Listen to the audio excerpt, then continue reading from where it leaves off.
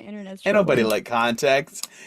What's up, everybody? You don't need any. Oh, Um, Welcome back to another episode of Trapped in the Mists, our Curse of Strahd tale here on the RPG Storytelling Twitch, YouTube, and Moonbeam channels. Hey, everybody, welcome back. It's good to see everybody again. Um, yeah, those of you who are watching us live, thanks for joining and turning my epic dark fantasy campaign into a comedy of errors. um, and those of you who are watching on the VODs, that is greatly appreciated as well. Whatever you end up being able to do helps. If you do want to join us live, Twitch, YouTube, and Moonbeam, 8 p.m. Eastern, 8 p.m. Eastern most Tuesdays. And we go for a couple of hours. Stop by when you can, if you can. If not, that's totally cool too. If you are looking for anything, you can't find us. RPGstorytelling.com has you covered. It's got socials. It's got links. It's got merch. It's great stuff. And we're always coming out with more. Dang right we are. I think that covers everything I had on my plate. Anything that you want to add to that, Sarah? No, I think that's pretty much covers us for this week. Excellent. I know we keep teasing it. We're getting there for our character art, which means character merch for Trapped in the Mists. Your patience is greatly appreciated. Thank you, everybody. I'm definitely not one of the people lagging behind. But with that, I feel that the familiar tug back in the small of the back that just makes you feel like you're gonna get flipped inside out by your belly button as the mists just grab and suck us in. Back to the land of Barovia, the land with no sun, and whose skies are always overcast with the thick clouds of the mists. As it has been for decades, so it is now. Centuries passing, as has each before it. The people here are born, they live, and they die. And some are even unlucky enough to find that they live through another turning of the cycle, when the mists and the shadowy creatures that inhabit them deem it time to wake the Count from his slumber and capture souls from beyond their borders to entertain and torture the denizens here. And this is where our story continues. Gawain, what happened last time?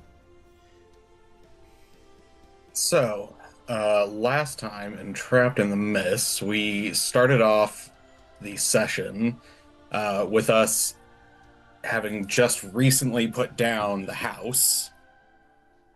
We looked to parley with the druids who had already taken up a defensive stance, basically letting us duke it out with the scarecrows that were remaining.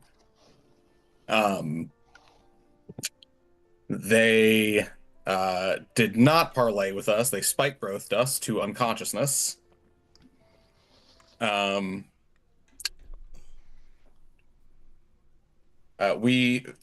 we did very quickly before that all we looted all of the hags and the house itself for some various things, including the Wand of Haktua, a Ring of Free Action, the Wand of Binding, the Blade Singing Staff, the Wand of Fireballs, and a +3 shield, which I'm sure looks fucking gnarly as shit.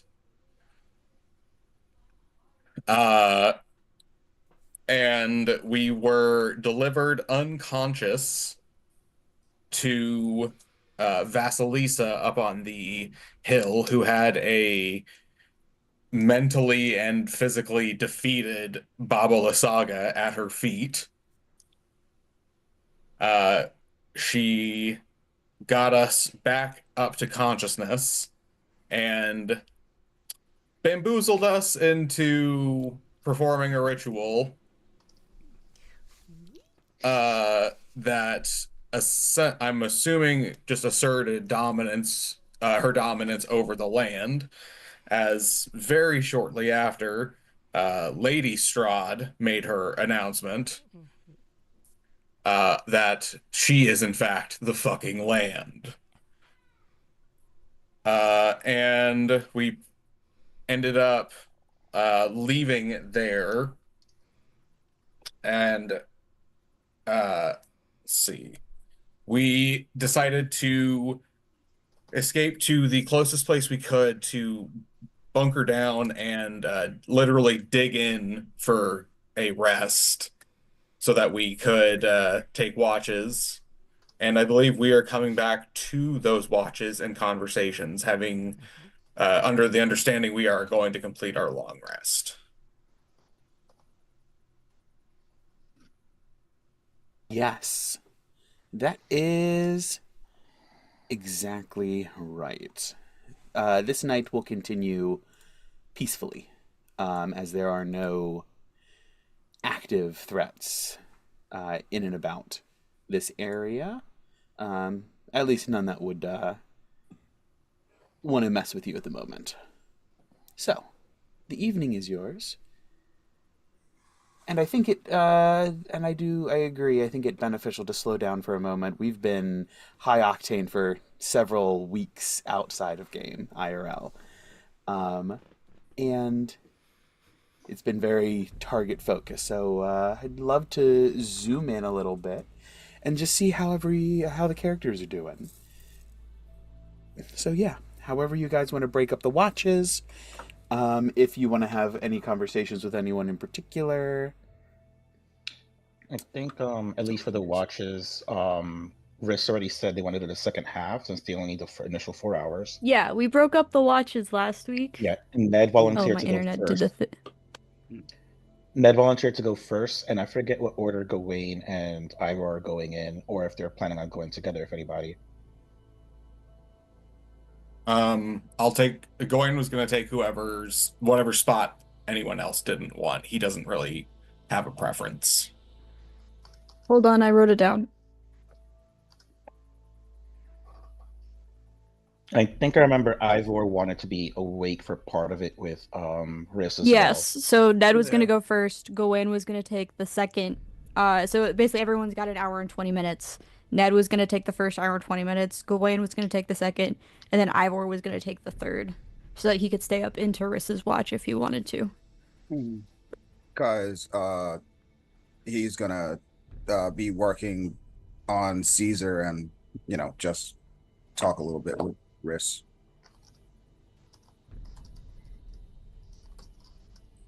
Yeah.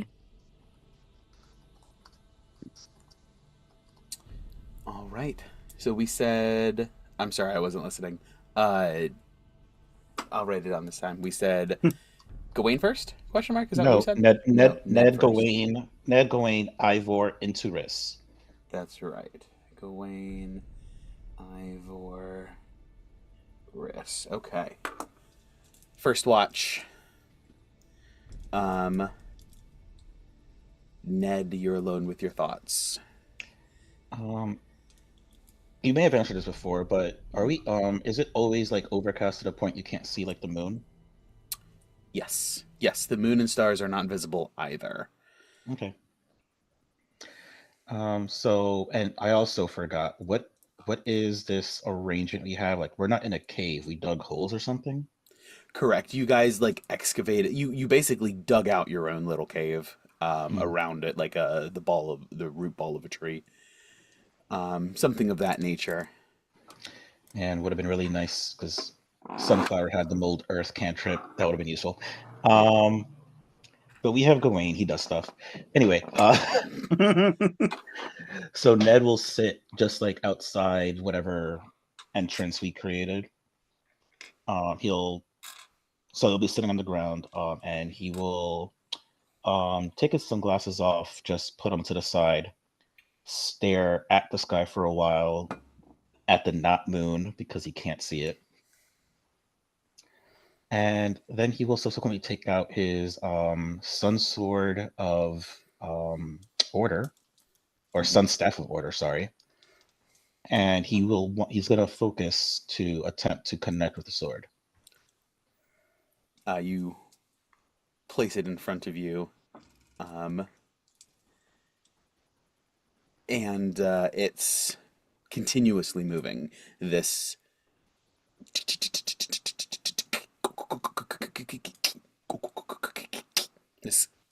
cascading gear ticks and whirs, fading into the background almost like white noise, now brought to the forefront as you focus.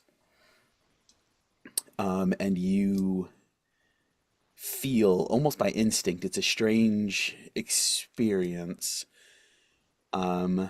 communing like this and reaching out psychically, unless you're already used to it. Like a set of muscles that you've never felt, and you have to learn how to move. As you reach out to the Sun Sword, it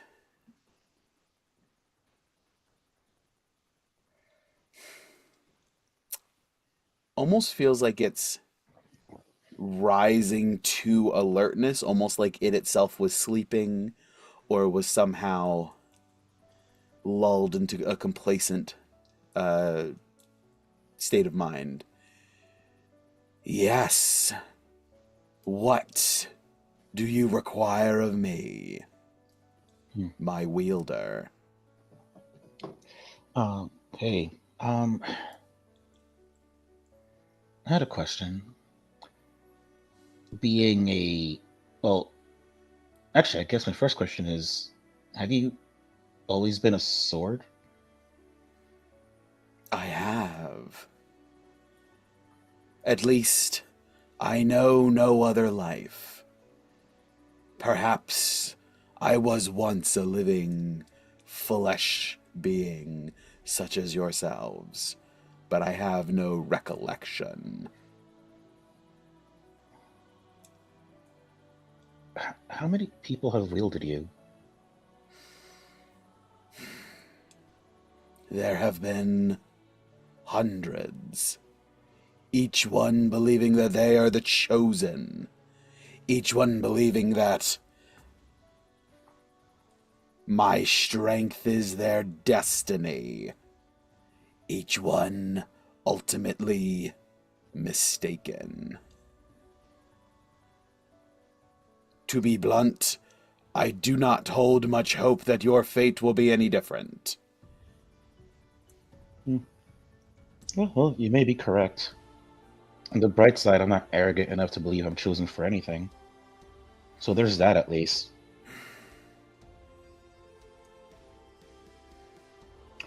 That being said, my real reason for coming to speak with you... Wait, should I pause for your roll? No, go ahead. My real reason for coming to speak to you... Nice try. No, I don't know if you're gonna like stab me. Like I need to know.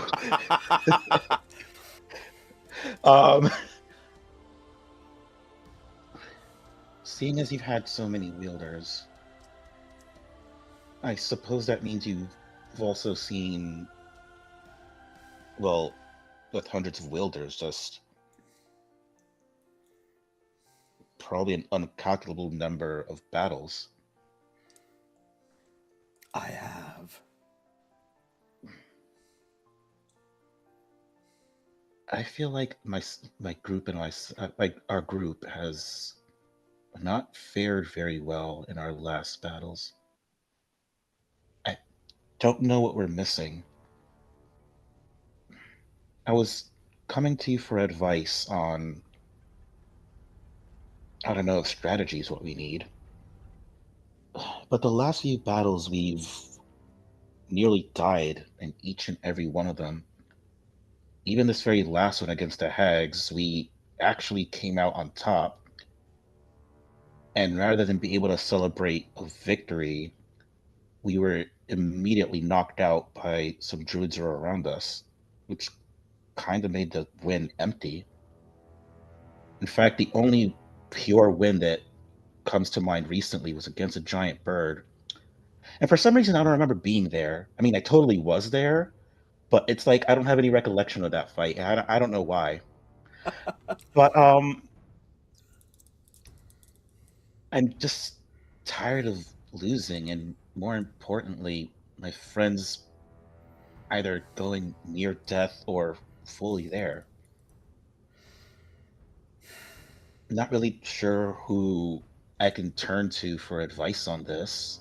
And seeing as you're experienced, maybe you can teach me something.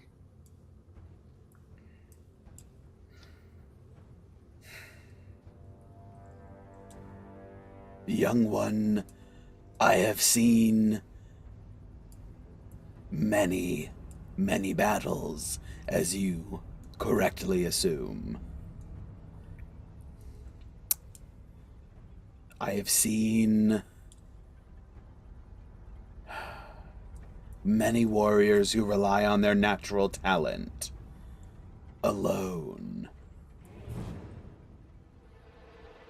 That is their downfall. They are too proud to see that they are not above the natural laws of this world. And that chance is the ultimate killer of us all. It is not the flashy sword that strikes the final blow nearly as often as the subtle knife.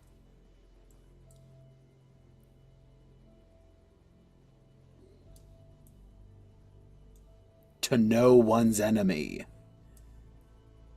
is half the battle, and the other half is to confront them on a battlefield of your choosing.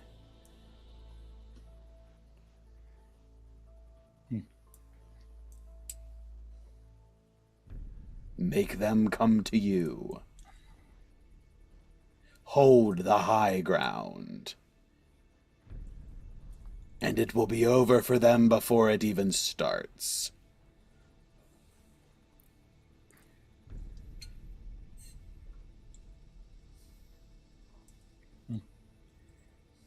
Solid advice. We'll probably work. We can probably work. Well, my team and I together can probably work on making that happen for several of our fights. Maybe except for one, which is the one I know you care most about. You still have much to learn about our enemy. The land holds many secrets yet to be uncovered. We have uncovered some information at the very least. We know he depowered the Fanes here. We also know that he has some kind of giant heart that acts as a shield for him.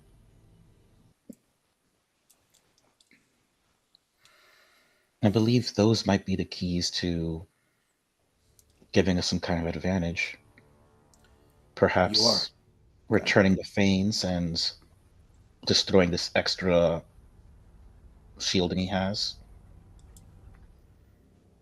There's a moment of silence where the Sun Sword does not engage, but almost seems to give like a silent approval. It's almost as if he's been sworn to silence and secrecy, but can't help but give you a you're on the right track sort of vibe.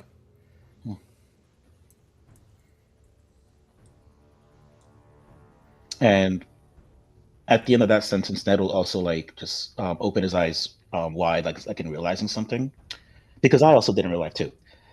It's like, we are a bunch of idiots. We're supposed. You're correct. We do need to learn as much about our enemy as possible. And one of our companions has been carrying a tool to do so the entire time. We've just been so busy trying not to, well, I guess, perish and just being worried about everyone else that we haven't really looked into it. We found a diary of his.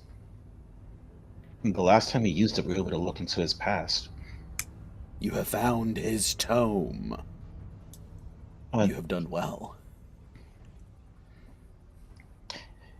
Yeah, we got it in a very irresponsible way that it could have got us killed, which was my plan, but it worked out. Um, you know, probably a lesson that I learned from our friend Yana, but with a bit of my influence to make it a little bit more controlled. He says, trying to make excuses. Amazing.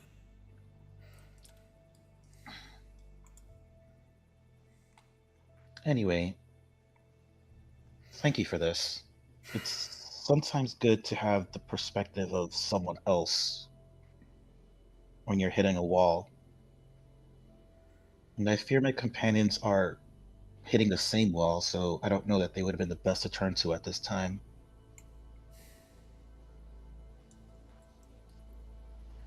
And, I did say when we met up again that I would be a lot less frustrated and closed off with our pairing.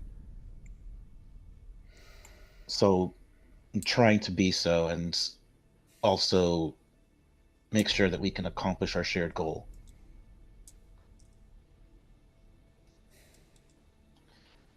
I appreciate you, Ned.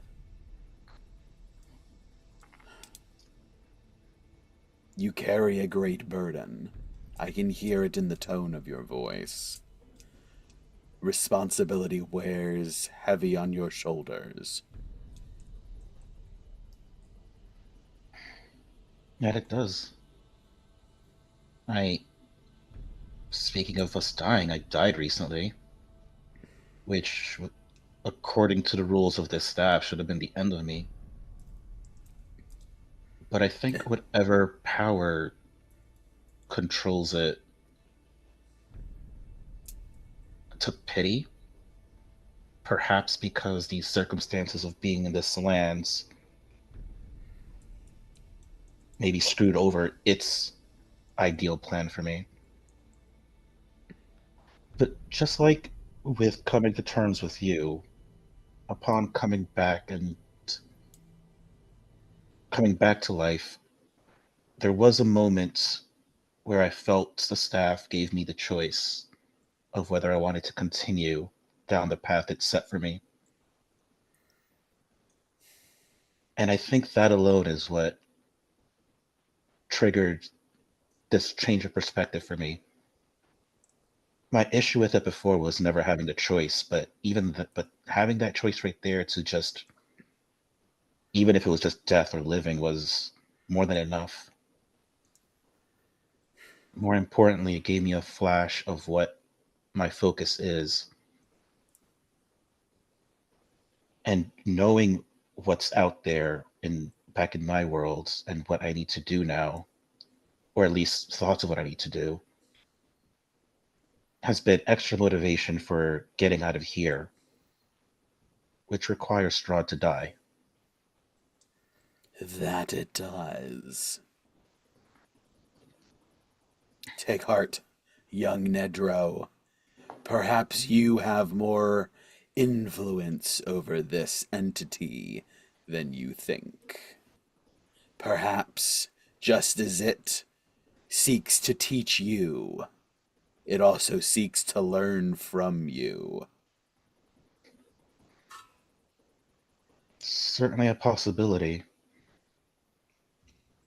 My people's ideas of order and mine tend to be very different, so it was odd it chose me in the first place. But we'll see. Before I go, I absolutely don't think I'm your chosen one. I don't know that you have one. But what I think is more important is that we both decided to work together. I think making that choice is more important than any supposed fate. Perhaps it is. You go to war with the army you have, not the army you wish for.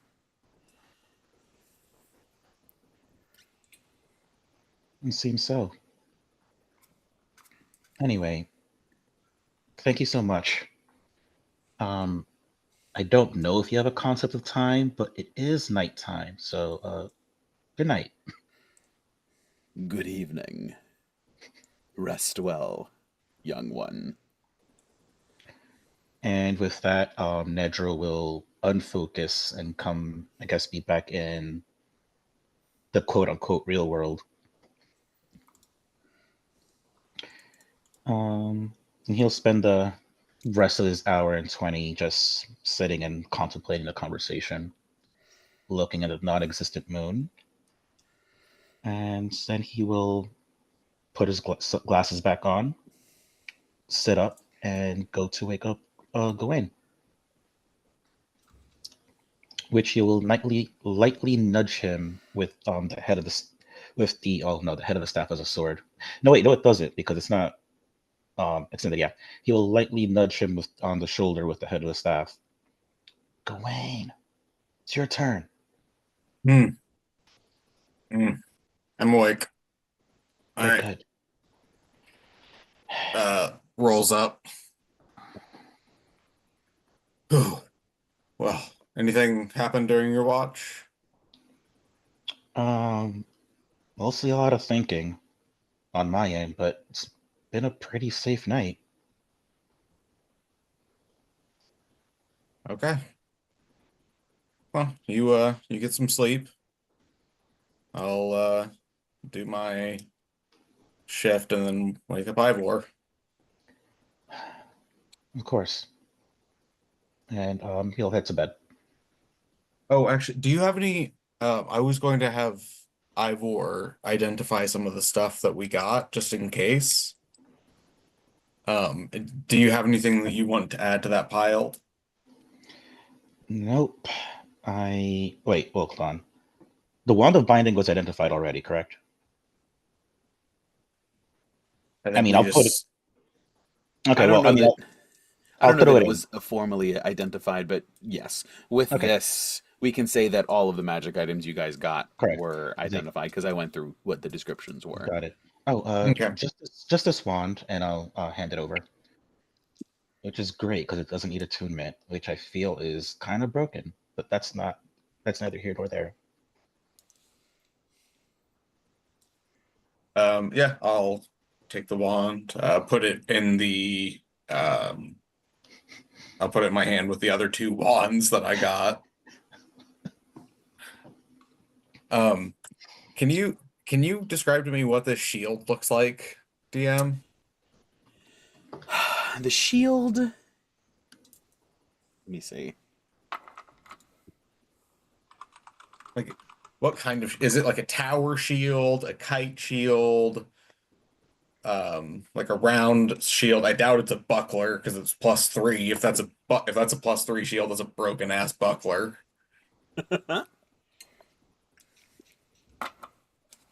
Um,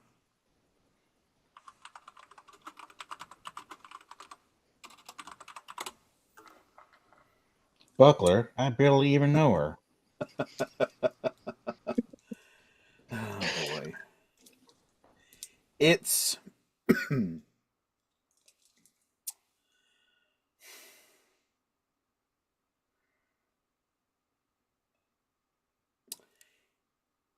it's mounted up to be a shield, and it is very clearly, um, like shaped to be a shield. It almost looks like a cookie cut from a tree. So instead of cutting boards, like if the tree's sitting up this way, instead of cutting boards that go with the grain, a cookie is a cross section. And it's usually relatively round. And it has the shape, the external shape of the tree. And you can see the growth rings in through the center and out toward the edges. It's really just one of those with a bunch of vines coiled around a significant portion of the center. Um, It's not that bad. and it's Okay. and it's dome. It's like scooped out on the back to give you some space to move, and it's curved on the front to take some weight off. Um, obviously very, very enchanted to be a +3. So it's full to the brim with magic. And ouch. Ouch, that hurt a lot. Anyway, full to the brim with magic and lightweight and easy to wield, since Babalasaga was no twig, but she was also no athlete. So it had to be easy to wield. Would it be safe to say that since she wielded it and used those wands, that there might be like recesses in the shield on the inside for the wands?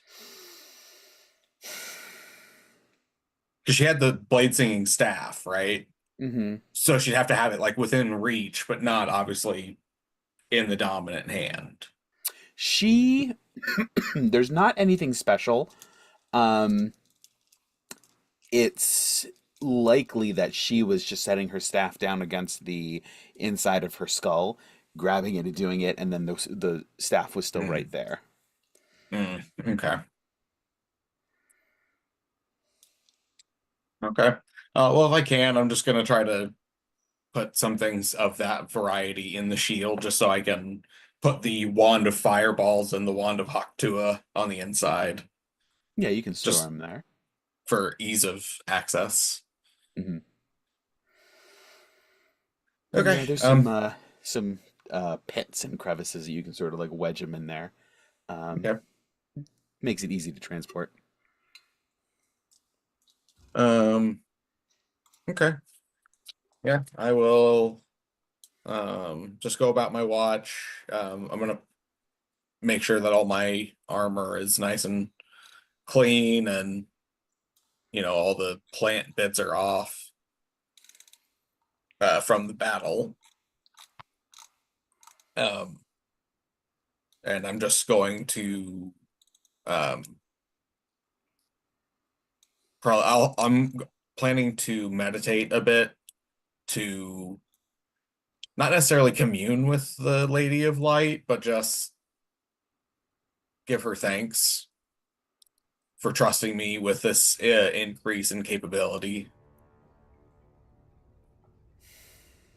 But I'm going to do that once I'm not on watch. Just in case something attacks, I don't want to be, mid-trance with my goddess.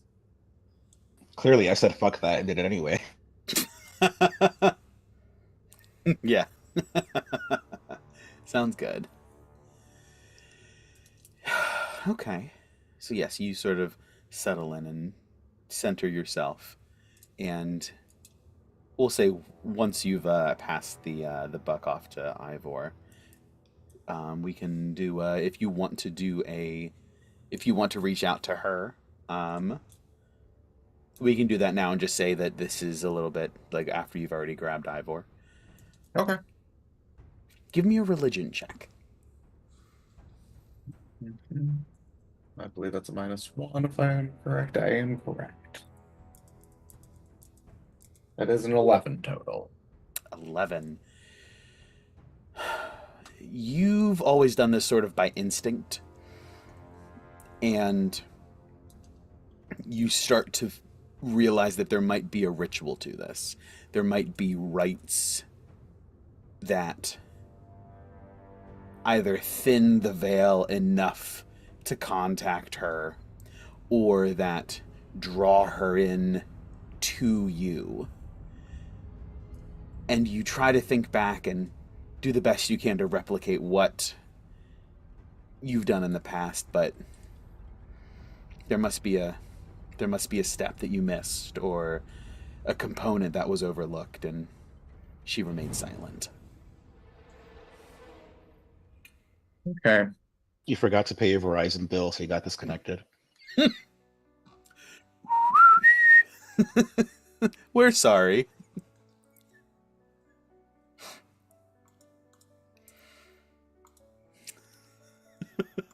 So yeah, I'm just I just pass off all that stuff to Ivor when I wake him up. just to make sure that all the gear is safe. We should probably do the staff that we got from Vasalisa as well, whatever that does. But yeah, nothing to report on my watch, Ivor.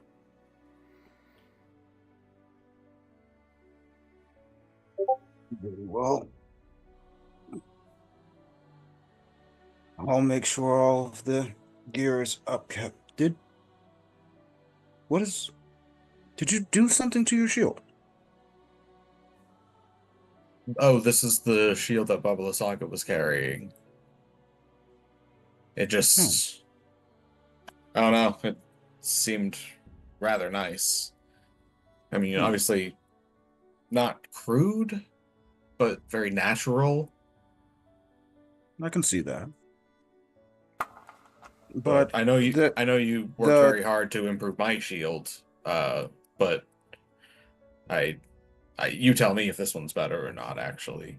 No, it's definitely better. I'm more interested to that little... Do you wish to have a better pocket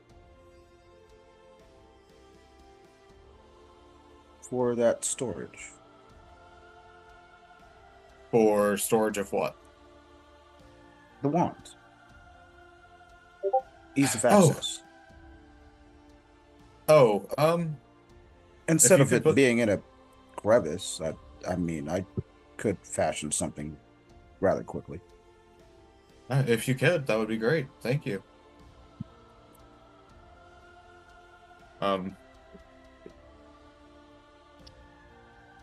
Yeah, I think I'm gonna go meditate for a little bit. I'm sure your lady and all of her... I don't even know how to describe what we saw. You know better than any of us, I suppose. But yes, meditate and get some rest, my friend. You deserve it.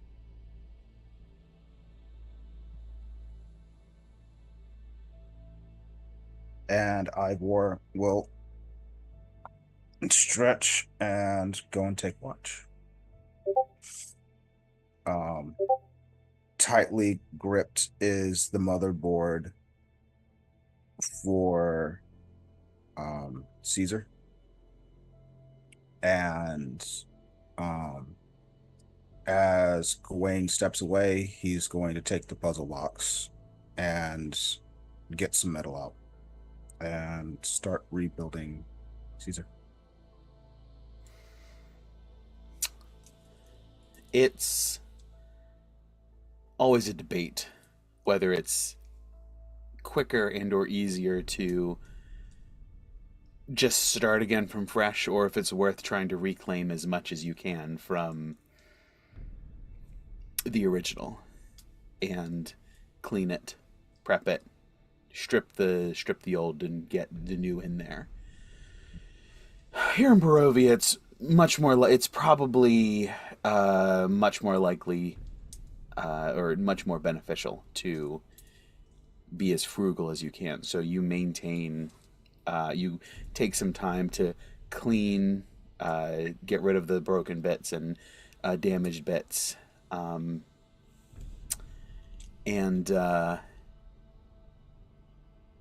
keep what is left, keep what was there originally whenever possible.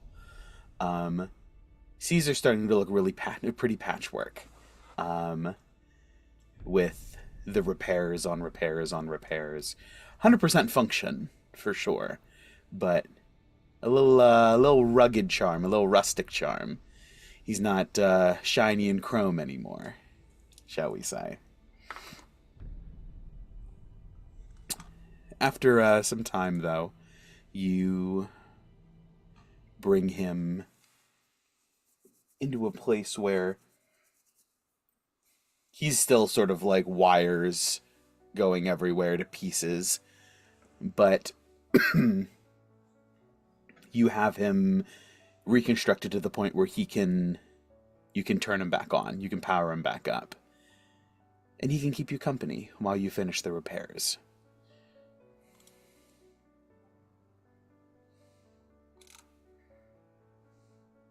I'll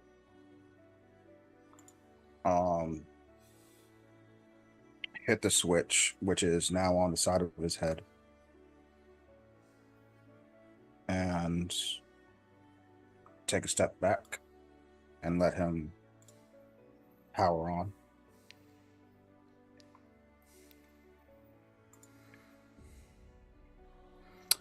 He attempts to move, and like his fingertips sort of like twitch a little bit, and his eyes sort of, his ocular motors are engaged, but the larger gross systems are still offline, since he's still all but technically in multiple parts.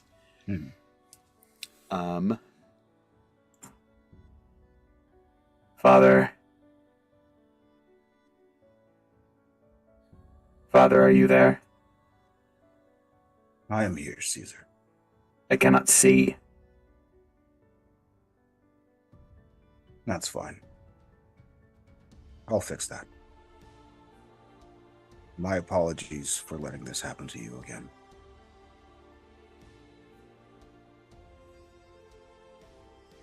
Apology accepted. I know the risks.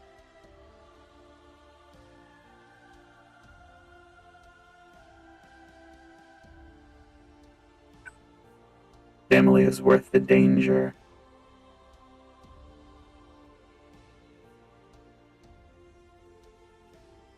Family. Yes. I'm glad you understand that concept. I don't think I could have made it this far without you. Nor I, you, Father.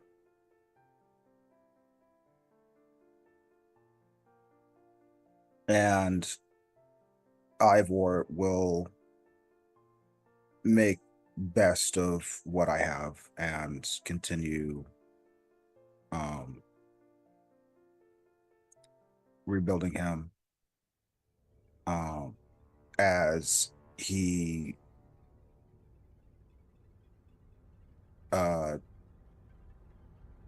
goes into a trance almost, while still keeping an eye out. But he starts having flashbacks and telling Cesar about Aleda, about his mother, how she was a brilliant scholar and teacher, and that her favorite animal was a gorilla. And she wanted Cesar to be born and be strong.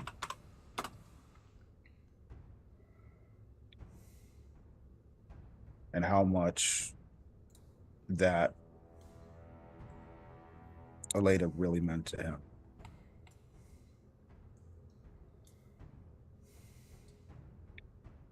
And once the repairs are just about done, he's gonna go and check on Riss. As you finish up the repairs, there is something happens. Cesar settles ever so slightly. He shifts. He tries to move again, and he's not quite.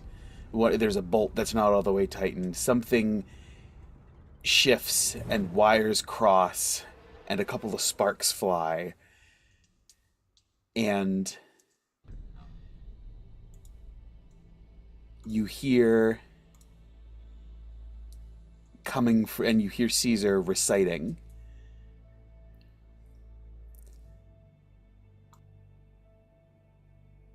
Father, I feel safe when you are with me. You show me fun things to do. You make my life much better. The best father I know is you. And then Cesar continues to recite, and you hear Aleda's voice. I'm so proud of you.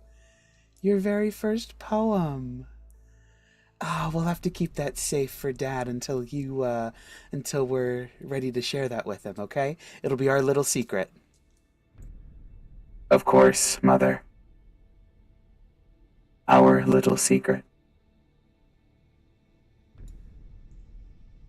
And then he sort of he browns out for a second and flashes back up.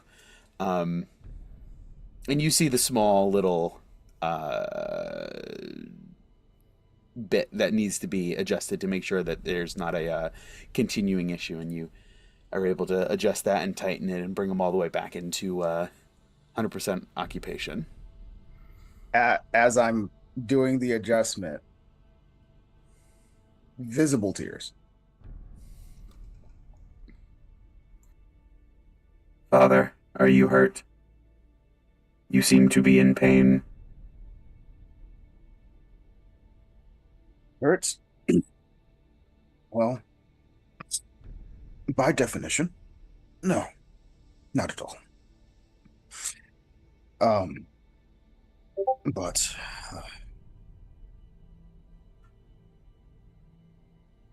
no, quite the opposite, honestly. Quite the opposite. I am proud of you, Cesar. I always will be. Thank you, Father. And he is back to his sort of like sentry scanning self.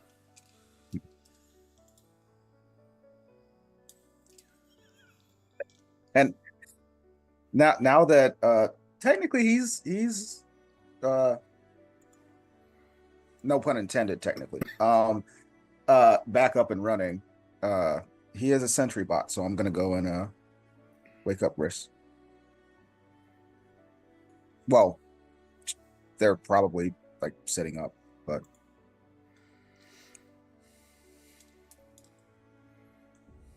I've been watching all of this happen because I'm still technically conscious. you're just sitting there reading a book. Watch the other two have their weird trance things, and I'm not awake. I'm in my own version of a trance.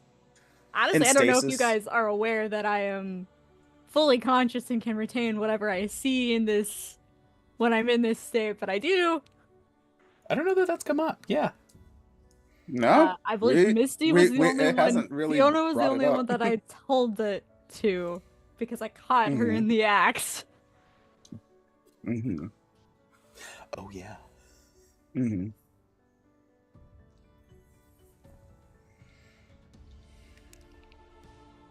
I don't know if I've had the I don't really like go to sleep conversation with the rest of the party. So you go to attempt to wake me up and Riss's eyes just open, but like their eyes are open, but like they're obviously not like focusing, and they're not like they're very far away. 1,000-yard start. Yeah. But like before you can touch them, their eyes focus on you. It's a little creepy. It's a little weird. Ivor goes up and just goes, "Oh, my apologies. Did you actually get any rest?" Yes, of course. I don't actually, I don't know if I've talked to. I don't really sleep. It's more. Are you familiar with like elves trancing when they rest? What I do is similar to that. Isn't Alada an elf? No, she's. Oh wait, that's right. No, That's right. Everyone's human in that Human. theories. That's right. That's right. Human Empire. Yep, it's Elaine. Mhm. That's is a wood Elaine. elf. That's right. Okay. Yep. Never mind me. Got our wives mixed up. Wait, not wife yet, right? Wait, did you marry her? I don't think she was ever married, Um, technically. Eh, She's a widow now.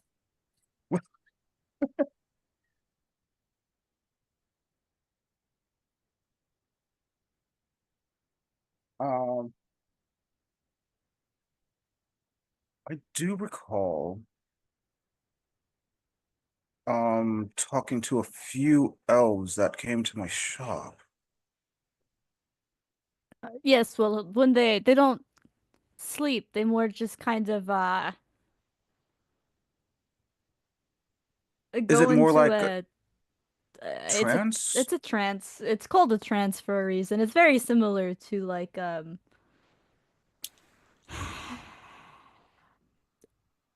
I don't have a good example. But no, I essentially just relive memories for the most part when I sleep, and they do like quotations when they say sleep. When I rest, I don't.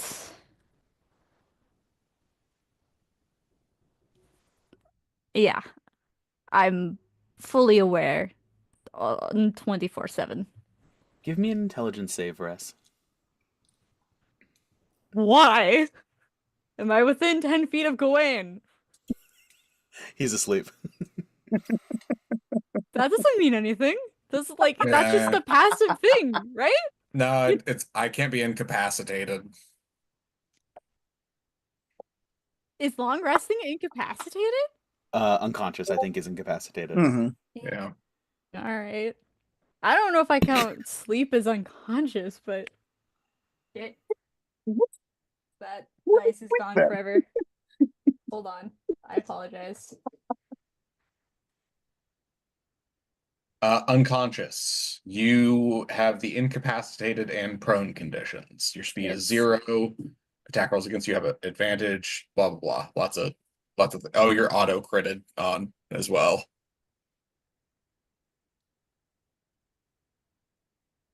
I feel like we've had this argument before. Anyways, it's the 25, so fuck you, GM. Carry on. Actually, Mm-hmm. high is good. Because high is good. As you say, I go back through, I relive my memories. You don't have as many memories as a creature your age normally would, right? Because I'm effectively 8, yes. yeah, you're so young in this body. And yet you never cease to have files to sift through, to have memories to experience. And for some reason, talking to Ivor in this moment is enough of a trigger, like, to remember your dream. And you realize, wait a minute, where was that? I don't remember. I don't have a recollection of this memory that I dreamed. I don't have a specific memory in mind. So we can make it up, you can make it up, whatever. Okay. But one of the memories that you relived this evening, you have no experience of outside of this moment in time. It's almost like it wasn't your memory. Interesting. Well, like, it would have been, like, from a previous life. With the 25, I'm assuming you'll sit and you'll think about this during your watch Yeah, a little bit. yeah. It'll roll around in the back of your mind. You put together little details, bits and pieces. and your perspective is wrong, your point of view is wrong, your height angle is wrong, what your like arms and limbs and body look like is wrong in the when your field of view shifts down to see what you look like, what your body looks like. This wasn't Amaris either.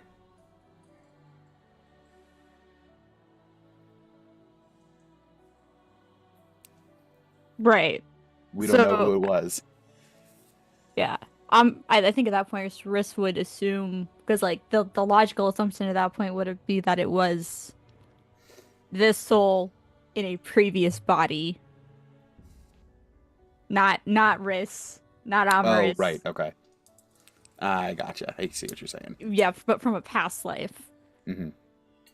Because I think even at most point, Riss would still recognize even Amaris's memories because they have the journal, which they basically have memorized at this point.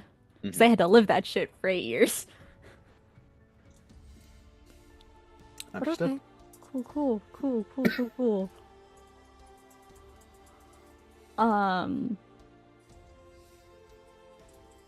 Shit, fuck, where were we, Ivor? I relive memories? You're like I imagine you would be like standing at this point, and then you go back into like that 1,000-yard stare. And Oh no, is it time to switch over? switch over, not quite, but I'll stay up with you. You don't have. Alright, I mean, you should also, sleep. Sleep is good.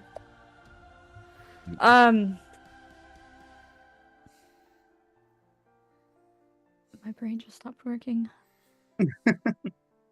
I'm just going to be, and they'll, get up and go walk over to the, box of holding, and they'll pull out, a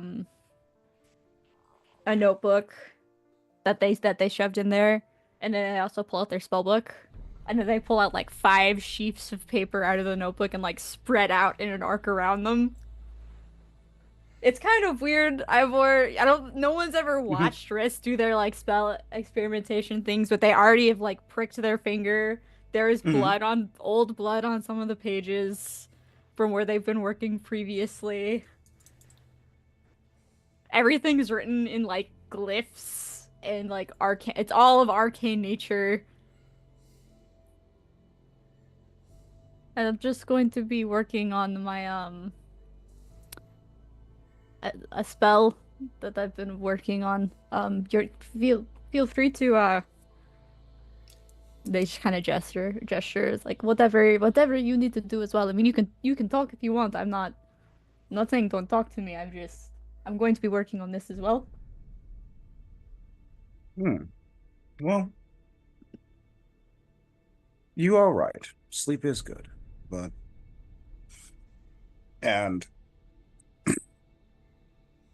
you can still see that there is still some residue from the tears on Ivor's face as he wipes it away.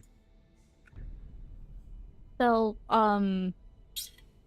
I wouldn't be able to go back to sleep at this moment anyway. It's almost morning. Riss just kind of nods, and they'll reach over and like pat Ivor on the shoulder. You don't need to explain to me. I was they kind of like scratch their ear and look away a little bit. Conscious, remember, I saw all of that. So you don't need to. I don't mean to invade your privacy, or I didn't. They're very awkward. They're just kind of like, I'm very sorry. Interesting. I didn't know I was that important to you to eavesdrop. And he elbows you a little bit. Come on, let's go. They elbow back. I didn't eavesdrop on purpose. You guys just do this shit when we sleep, and I don't sleep, so. and they go back over to Cesar and continue the night. Start writing all on my paper. Mm-hmm.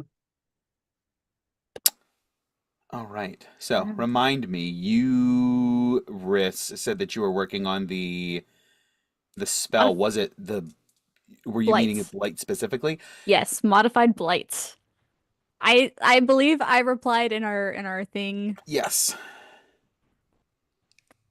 I thought. Now you are much better at tracking this than I am. When I first saw that, my first thought was, I thought we already did that. We may not be. We are not complete with it. I Oh, okay, need gotcha. a total of 12 hours of research. Yes. I make a roll every 4 hours. I am at 5 out of 12 hours.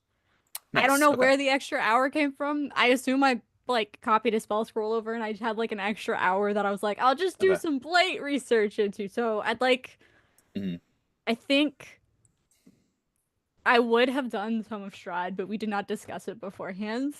So I'm not going to, because once I complete 4 hours, we immediately jump into the thing. Mm-hmm. We can't I can't put that off.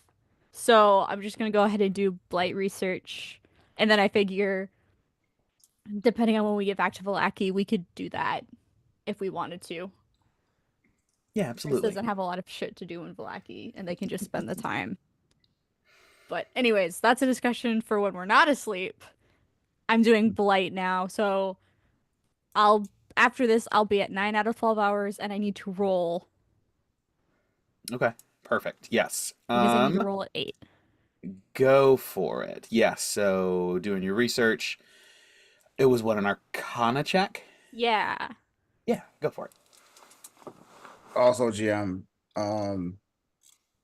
can I complete a long rest and make a scroll of shield, or no? No, not tonight. Okay. I will be using knowledge from a past life. Okay. So I rolled like shit. In true Riss fashion. Okay, that's good. That's a 6 on the knowledge from a past life. What's my arcana? It's a 10, right? Oh, it's a 13. Cool. So that's 22 total. 22. That'll absolutely do it. Okay, cool. I you rolled get a another- 3. Wow.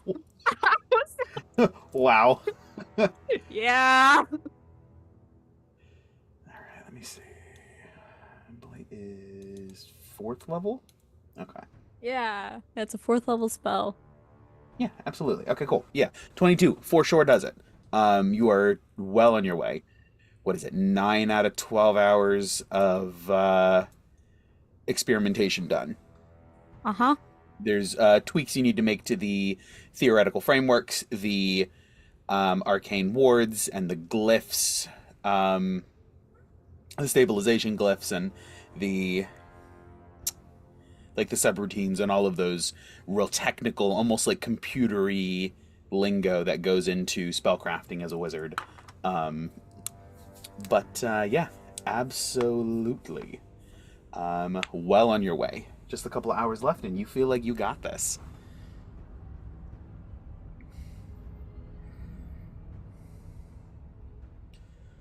Now, I do have a technical question. I don't recall if we clarified this for Blight. Since we're substituting undead there, a lot of undead have either necrotic resistance or immunity. Have we addressed that interplay? I figured that would be the I figured that would be part of the research. I think in my mind I figured it would be akin to when you take it's a sorcerer feat. I forget what it's called. It's like elemental adept, but it lets you bypass like resistance. It's to not that damage type. sorcerer only. Right. Yes. It's not sorcerer only. It's a feat. Yeah. Yes. Apologies. The only issue with that one is that depending on how he wants to rule it, it still doesn't go through immunities, but it does go through resistance. Yeah, I was gonna say, I'll like obviously talk to you. Like we need to decide that, but I was figuring it would work akin to that, where it would like knock it down a level, so like immunity becomes resistance, or resistance just becomes regular. But I don't know. Like I'll let you decide on immunity. But I figured that was how within the because the spell is specifically targeting. Mm-hmm. Because it is specifically targeting the targeting undead here. We'll say that we'll continue to call it necrotic damage, but it's slightly different enough that it ignores both immunity and resistance. Okay, cool. I was gonna say if it was a conditional spell that when it detects an undead, it changes to force damage? I was just gonna say the same thing. Or we just change the damage type. Yeah, I'm fine with either. I like force damage on undead creatures. That's a much better solution. I agree. Cool.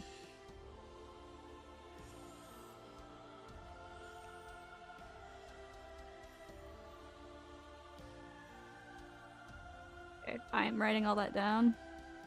And it's in our privacy policy channel. Okay. Cool. And I'm gonna pin it so we don't lose it. Excellent. But that's all I had for my stuff. Cool. And I just to double check, because I'm paranoid and I just want to make sure that I'm doing this, or I don't know this in character. Riss doesn't know that they've been like sleepwalking, right? Correct. We still haven't figured that. Cool.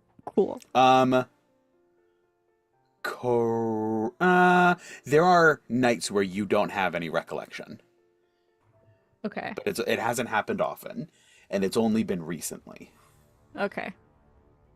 Interesting. All right. What you're doing is unclear. You have zero memory. I have no idea what's going. Cool. But hey, Ivor knows that I'm awake all the time now, so maybe he'll catch something. Cause like I don't know even how in character to like go about figuring. Like someone else has to figure that out, because Riss is just not gonna know.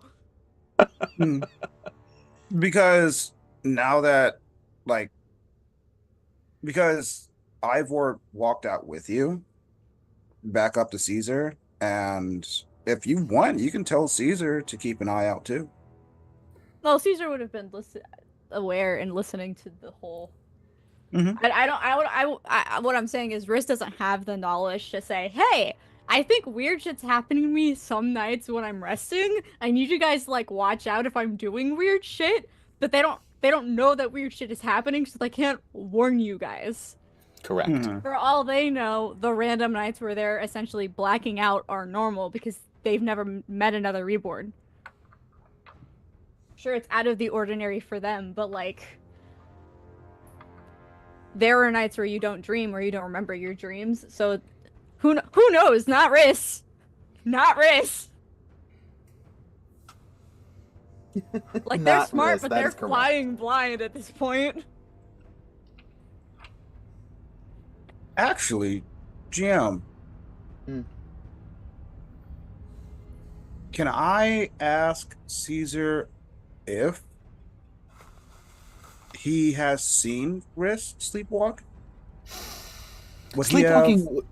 Sleepwalking, there's no reason that it would have come up, because the only time it just came up in our conversation here was meta knowledge to begin with. Yeah, I was just making Okay. sure that there wasn't a reason for me to bring it up in character. Okay. I was just double checking. That's why. I'm sorry. Okay, so I'll just ask Cesar.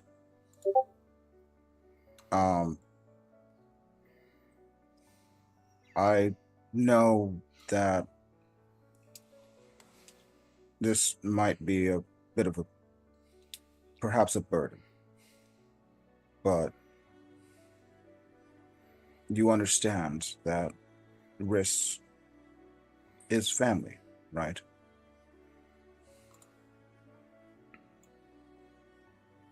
Of course. Please watch over them. I always do. And I will continue to. Riss gives them both a small smile and says, "Thank you. I appreciate it. And Not a I'll watch over problem. you all as well." There's a slight head bow in like acknowledgement and thanks from Cesar.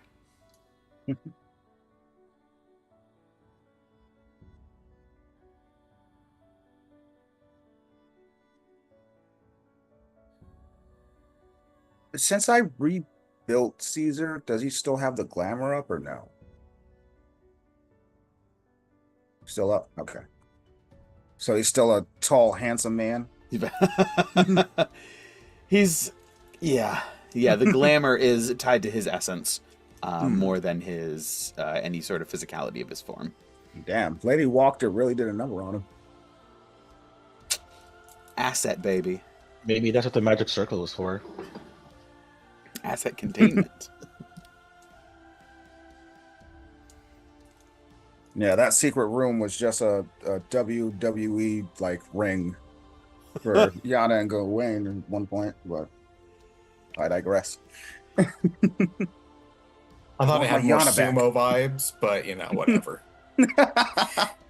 Get out of the my circle. Yana back. What are the chances we can get Yana back by the end of this game? Yeah.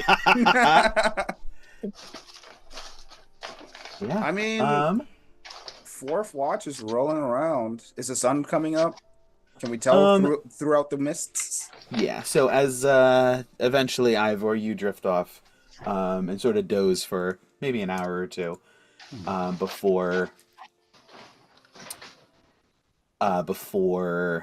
the day is upon you, as Riss finishes out the evening's watches, doing the research and taking care of business. As the sky gets lighter and lighter and shifts from black to gray, you all sort of rise for the day. It's cold and stiff, but such is the nature of sleeping in a burrow that you dug out the night before. It's not going to be 5 stars, but it is safe, and that's what matters. You guys prepare for your morning, preparing the meal and getting yourselves packed up and strapped up and ready to go. Gawain made instant oats the night before, and by instant they take overnight. Yes. So overnight oats, because that's Overnight a thing. oats. Yeah, I guess they. Yeah. Oats To him, overnight. they're instant. To him, they're Oats instant 'cause overnight, He goes to sleep. He goes to sleep and they're ready. You can rest assured that if Gawain ever outwardly said that, Ned would instantly clock that and say something. That's not how this works. That's not how any of this works. Thank you. Oh boy. All right. Yes. So, morning is upon you. A simple but nourishing breakfast, and excuse me. The decision is once again before you to cut through the woods and land on the main path back to Vallaki, or are you going to skirt around the edge of this clearing? That's the word I'm looking for. And continue upward along the path, along the small path that That's theoretically leads. the safer path, correct? Theoretically, Theoretically, we could say that because no, that would be considered a basically just you're not going through straight forests. They're a little bit fruity. No, you're not going. It's not dense forest all the way, but it's also not a path. So it's not as safe, but it is a little bit better than just going through. Obviously, if you were to track through the whole forest. I guess from like an encounter perspective, Yes. which is safer. That. Let me double check from an encounter perspective. Because like, well, I mean, I don't mean like through the math, but like, it Correct. could be argued that cutting through a forest will probably will probably encounter more dangerous things as opposed to sticking to a kind of path. Okay. So you guys can see the blue and the red, correct? Mm-hmm. Okay. Yep. Blue path is safer, fewer, less likely to have an encounter. Red is not. Red is basically just how people generally go from point A to point B, but it's effectively wilderness. Are there any differences in speed? Yes. Blue is regular speed, red is half speed. And a higher chance of encounters. So red is slower and more dangerous. Why would we do this? Sometimes it's more direct. Sometimes you have to go way out of your way. This is not one of those cases. To get to the blue, you would have to go through dense forest, which may have an even higher encounter rate. But Didn't we go in? Wait. Didn't we go into the forest to sleep with intention to go to the blue road, though? I don't remember exactly where the plan left last time. I'm pretty sure that's what happened because we're I know like that was a conversation here. that was had. Yeah, like we were like we're gonna go into the forest to sleep because we really fucking need to sleep, but we're also like we're just going straight. That's why we went through the forest is because we're just trying to get to the road. All right. So And then guys, because the road is much safer theoretically. so then in character now. Well, I guess we agreed it makes more sense to go down this path, so we can just cut through the forest and make our way to Alaki. It's faster and potentially safer, so that gets my vote.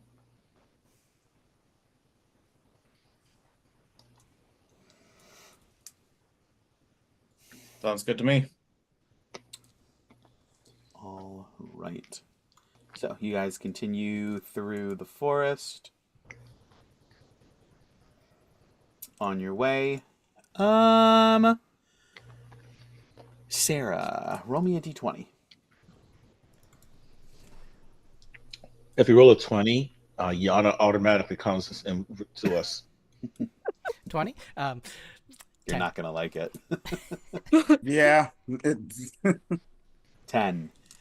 Trekking through the woods seemed to be waking up with you just as much as you're still sort of rubbing sleep out of your eyes and getting ready and warming up. Sorry. I cast Mage Armor, so. Okay. Ooh, can I pop shit, Echo? Yeah, I do that too. I gotta do that too. Yes, you can pop Echo. Ivor. Oh, pop what out? Mm-hmm. What are you popping out? Oh, Echo. Echo. Saves a little action economy. Yep. Let's see who we get. Gawain, go ahead and roll me in a d20. Okay. 19. 19. Oh no. I can always count on you, Gawain. Mm. If you want something to roll high, you get Gawain.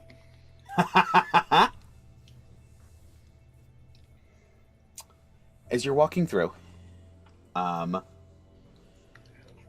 everyone give me a perception check. Is this Oh, scent boy. based for Orion? Yes. Okay. Scent base for Orion. We'll do visual for everybody else. Sounds It good. doesn't matter. All our mounts are gone. 15. Okay. I think So it's an 20 18. 22 from Orion. And 18 for me. a 6 from Gawain. Good thing Orion's there to cover you.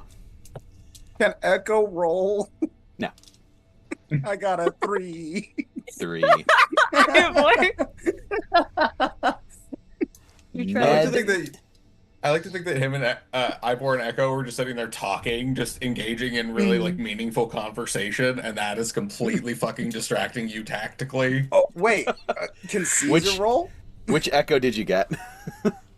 Oh, he's like, "Hey, where the hell are we? Hey." It's a lot of back and more forth. Scottish. We got a Scottish Ivor. Yes. Amazing. Caesar may roll, yes. We have Highlander Ivor. Yeah, essentially.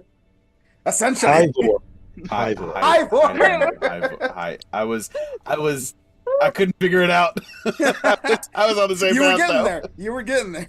This is what I'm here for. Ivor, Highland. That's all I Ivor. contribute. Yes.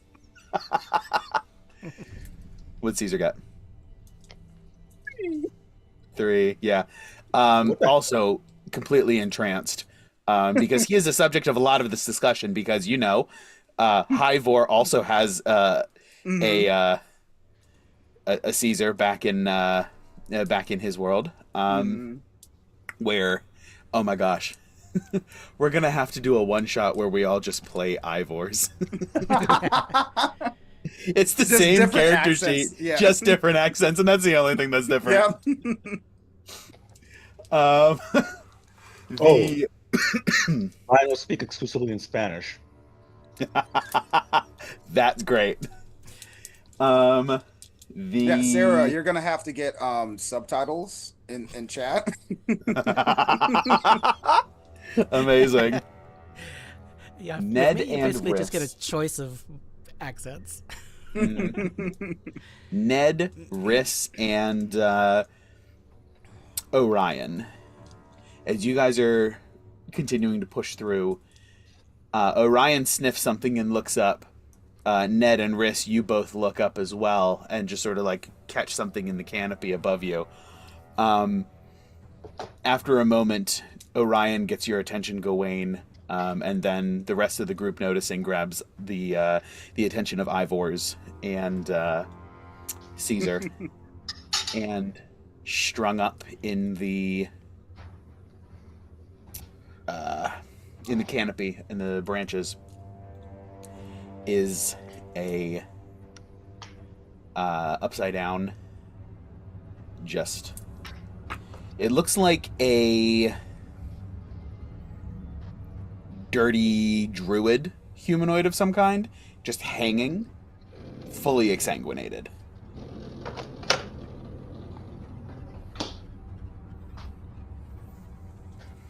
Pale as a sheet. With those perception checks, the two of you notice also that very clearly been bitten and drained.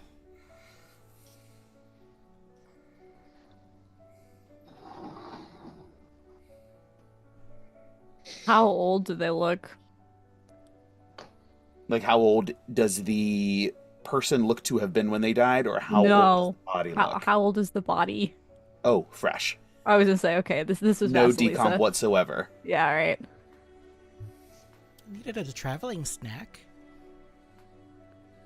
While we're doing this, as we pass this, can I write a really quick note to Ludmilla? And I'm only gonna use the first cipher, the shifting of the letters. I'm not gonna worry about anything else. Mhm. But I'm just gonna simply ask her if Countess Strahd has made it back to Castle Ravenloft yet. Okay. So you write that note out quickly. It does take a Yeah. minute to compose it and translate it and all of that, but eventually you fold it and stick it in your bag. Confident Yeah. you'll make it to where it's going. Obviously, I'm not expecting a response right away, but for our future plans, we do need to know. Mm-hmm.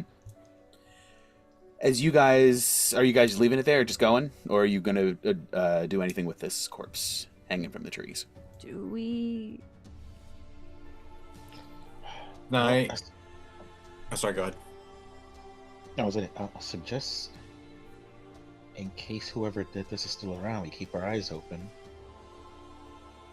It had to have been the Countess, right? Like, I mean, not necessarily. I'm sure there are plenty of other vampires scampering about these lands.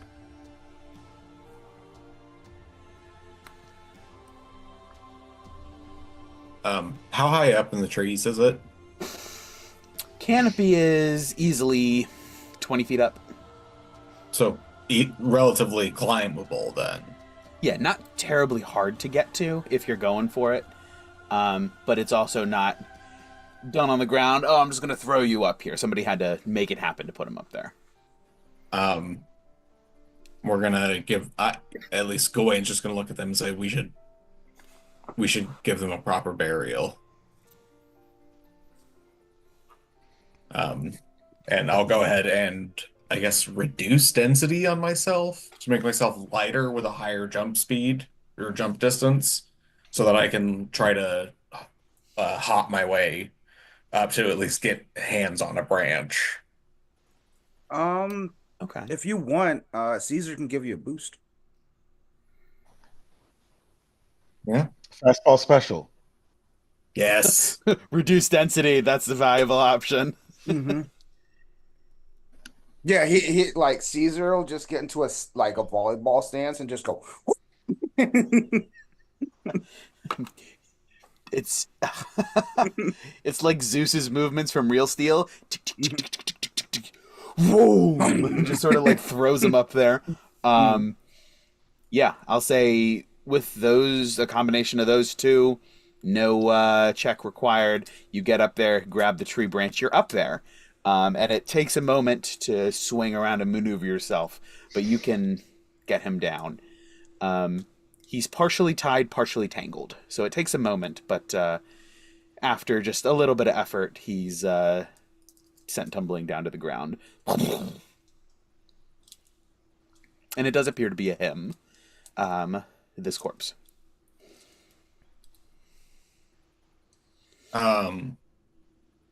Any identifying information on him? Anything that would tell us next of kin or anything like that? Hard to tell. This is very definitely one of the druids, so any sort of social structure would be unknown to you. Okay. Have we seen any puncture burial? marks or What was that, Ned? For Ivor, yeah, there are puncture marks. We were told that. That's how we knew there was a vampire. Besides the exsanguination. Have we seen any burial practices from the druids, like symbolism they use when someone's buried, or like anything like that? So we can best recreate it. Best recreated. Give me a. This would probably be a religion check. Or I would also accept perception. They're exactly the same for me, so let's do religion. Actually, no, religion's +1, perception's +0. GM, could you also accept maybe history? Ned knows nothing. He has a 6. Not for this one, because you're not trying to recall lore. You're trying to see what you've experienced in terms of the lore. I give. Which one did you roll, Ned? I did religion. I'm proficient. Can I give him help? Yeah. Or roll myself, either or? Rolling yourself would probably be more successful. I have a +1 to this. You have a plus something more. I have a +9. Yeah, just roll. Okay. Teamwork. I help. That's a 19. 19. They are a ashes to ashes culture. They don't have burial grounds, but you think back and you do recall seeing burial pyres being constructed for the fallen warriors in the aftermath of the assault on their clearing. So he would be cremated and then returned to the earth from whence he came. if I throw enough fire-based sorcerers first, I don't know what the cremation process would take in this situation. Well, I just watched an episode of The Mentalist where you add a little accelerant and the clothing that they're wearing turns into a wick, and any fat content is like the wax of the candle, so they burn nicely if you wish to cremate them. Yeah, can I use elementalism to kind of like control the fire? I'll dig a hole so that we're not, starting a forest fire. Yeah, I just make sure, yeah. Just kind of like make sure the fire stays to the body. As we're doing this, a bear with like a ranger hat comes off and just stares, making sure we don't. We all do our best to appease Just smoking. really glaring at us like, you bitches better not. You guys looking, this is definitely a werebear. Full hybrid form, axe over his shoulder, weird hat. Yes, I love it. Yes, but with a little bit of careful planning and intent, you are absolutely able to cremate and control the flames. No roll is necessary for that. Roll to start a forest fire.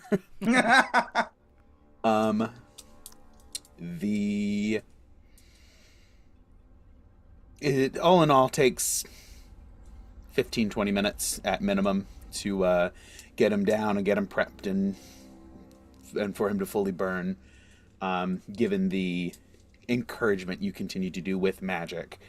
You don't have to simply wait for the fire to take its course.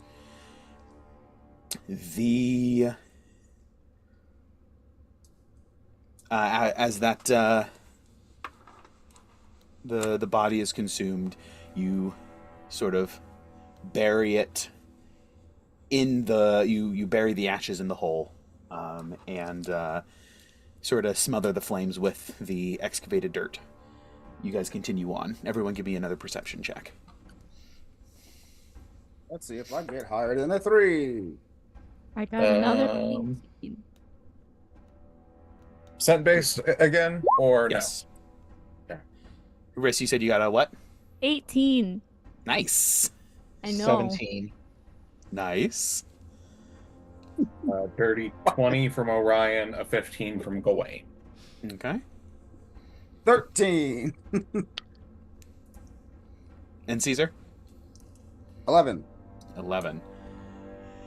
Caesar's more worried about threats, but having just dealt with a body in the trees, you guys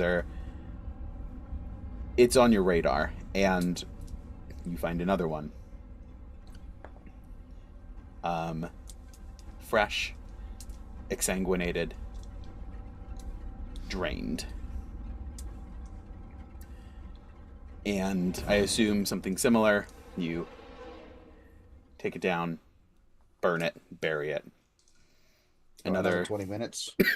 Yeah, another 20 minutes. And you continue a little bit further, and you find another one.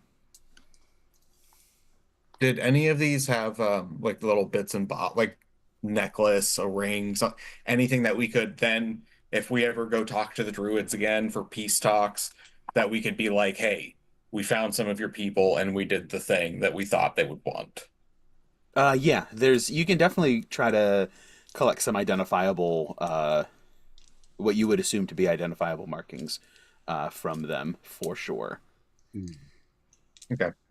You find, but yes, as you continue, you find a number of bodies trailing the same direction you're going.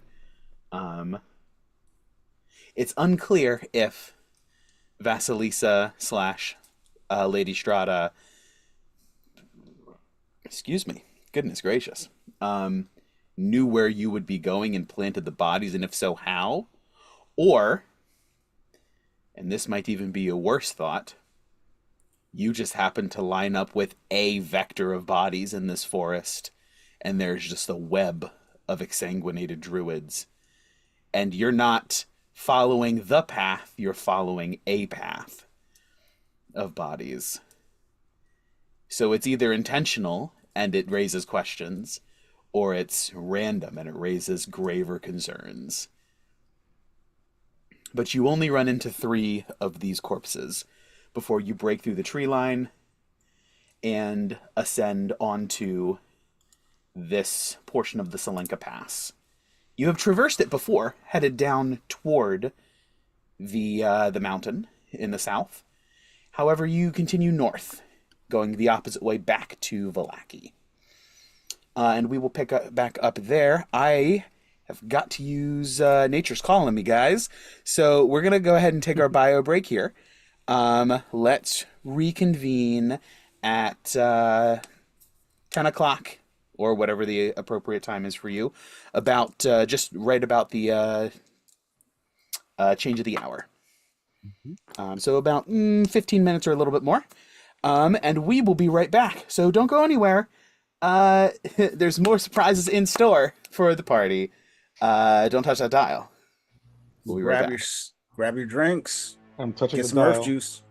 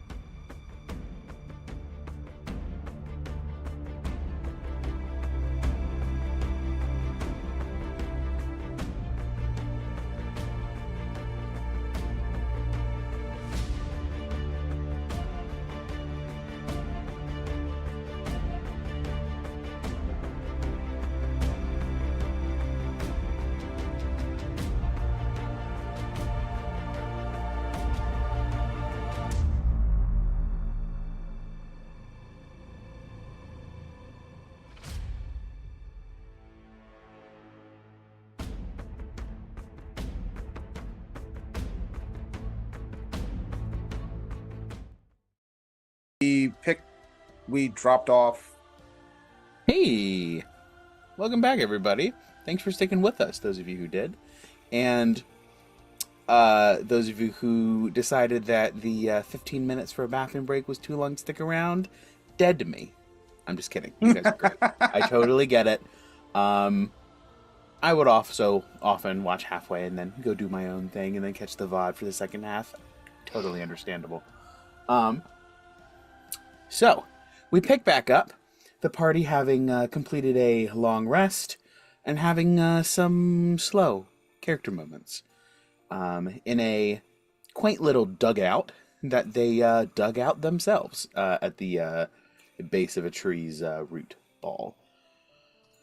Traveling through the forest upon the morrow, they navigate through the trees toward the established path along the old Svalich road that sort of heads down near where they're going. On the second leg of their journey through the trees and through the thick of the forest, they find a number of exsanguinated, drained bodies, very clearly the work of a powerful vampire, if not Lady Strahd at the very least. Terrified by the thought that she didn't lay a path just for them, and that they've just stumbled on three of who knows how many bodies in this forest, the party went. They buried and cremated the three that they encountered, but decided not to go sticking their noses and looking for trouble at this moment. So they continued through and hit the road and are continuing northward and then eastward to Vallaki. So, as we continue this journey, Ned, go ahead and roll me a d20. Oh no.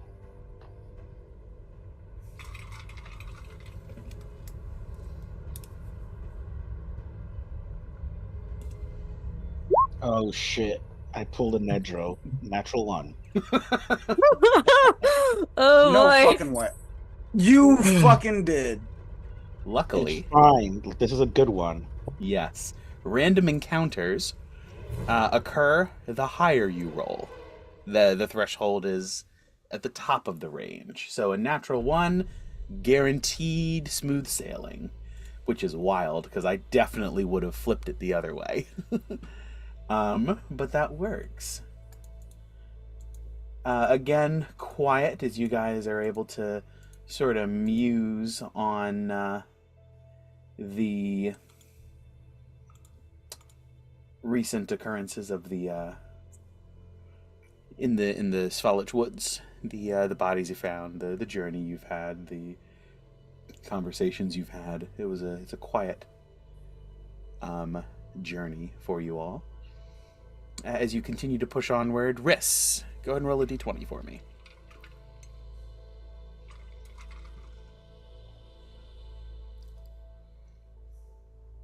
That's at 10. 10. Again, quiet. But not deathly quiet. Not too quiet. There are sounds of life, signs of life, which is a welcome reprieve and a welcome notice as excuse me. It is not uncommon for these woods to go deathly silent, which very often typifies the appearance of an alpha predator, Strahd included. However, today is not one of those days.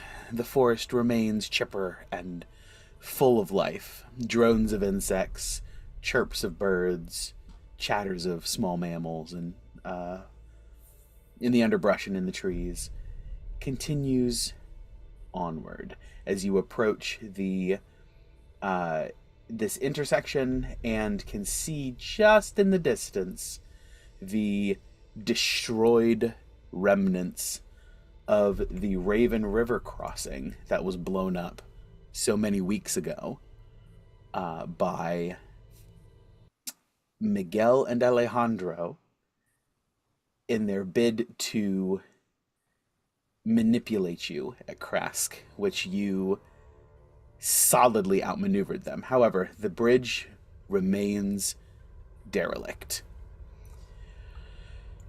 Continuing onward, Sarah, go ahead and give me a d20 roll.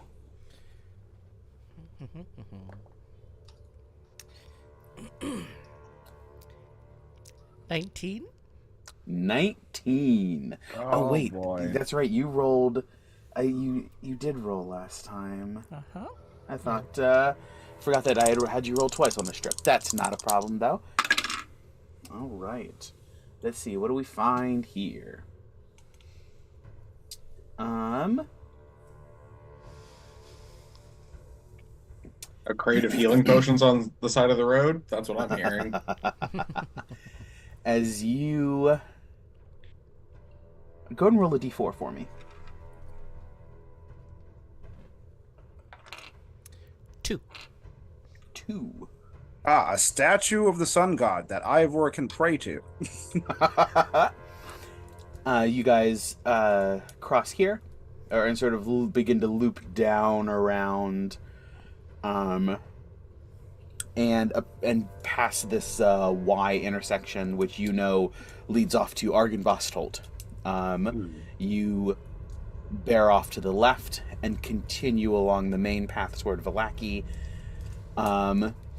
Swirling overhead, almost out of nowhere, and sort of shocking and surprising, are a couple of murders of crows, just swirling and like exploding from the treetops.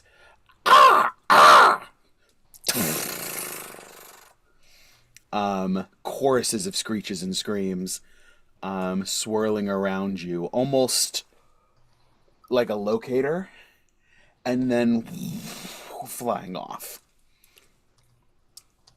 The direction they seem to be going is roughly northeast. If you're looking at a map, it would be going sort of like toward Lake Zarovich more than toward Vallaki. However, it's unsettling.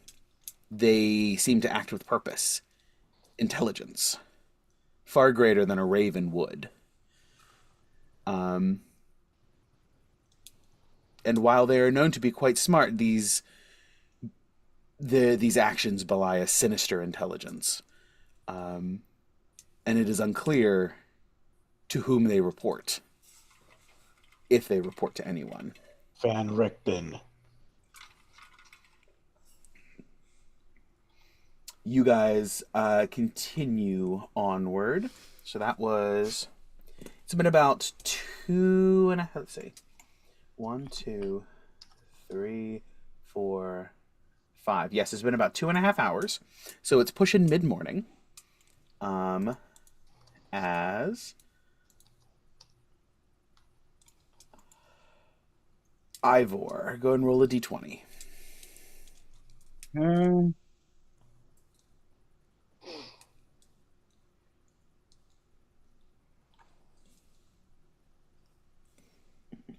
12.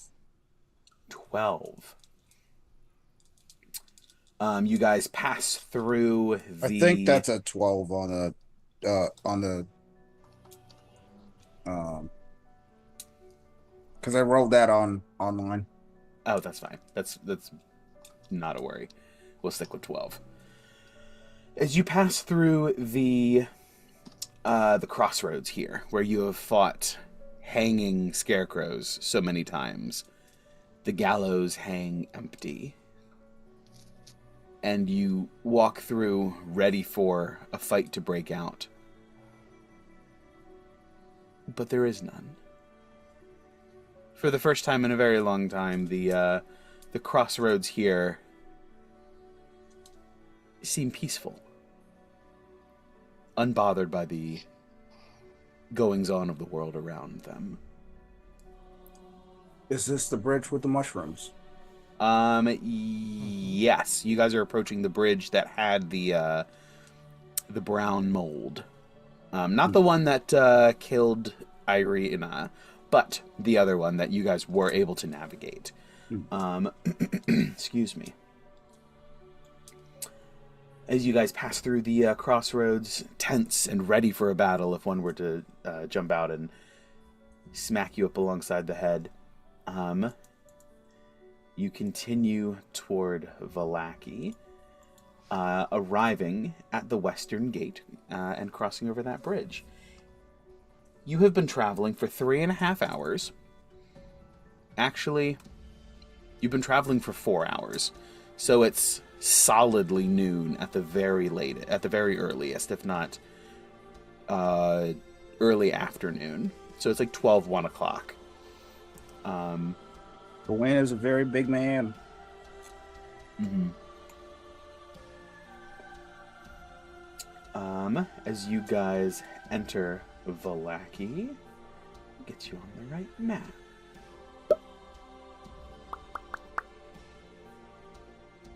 I hate that it's not, like, organized any particular way in the, there it is, town of Vallaki. Seems to be first, thank you. As you guys approach the, western gate, the guards recognize you immediately, open up the way and let you in. And you are free to head to wherever you wish in the town. I think we should probably head to the Blue Water Inn. See if we have any correspondence waiting for us. It's been a while since we've seen B2. Was there a message that you had been waiting for in the Blue Water Inn to return? Or is this more preemptive? I figured that we might have a letter waiting from Lady Wachter stating, like, hey, your new benefactor wants to meet at X time if available. Send a runner when you're back, kind of thing. Gotcha. Okay.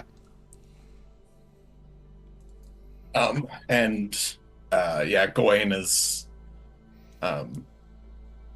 also potentially looking to just have a conversation with Lady Wachter. If not, he needs to write a letter if we're not going to have a conversation. All right. You guys pass through the Kresk district, as it's come to be called, where the refugees from the town of Kresk have set up shop. It is very definitely overcrowded, and more permanent buildings are going up, but more permanent buildings need to be put up. As it is, there definitely is a tent city vibe going on. You guys pass by the rubble and ruin of the church, which has also begun to be rebuilt. It's slow going, but the church is going back up. As you guys continue into the center of town, the Blue Water Inn doors are open for business as the sign sways slightly in the easy breeze.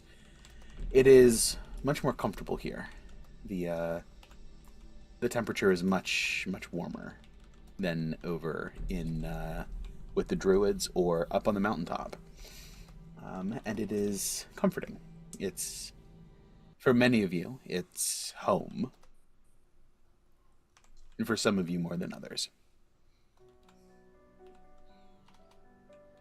As you step in, the Blue Water Inn is actually fairly busy. There's a number of patrons. There are several individuals who look like they are hunters of some kind, trappers. They trade in pelts and meat and all of the accompanying bits of the fur trade. everything you can squeeze out of it. There are several individuals playing dragon chess off to the side at a booth table combo, or a booth and chair table combo. There's a couple of families having some lunch, and there is Danica behind the bar, keeping things clean and tidy, occasionally shouting after the two little ones who rush through every once in a while, with some very quaint wooden swords that they are dueling with.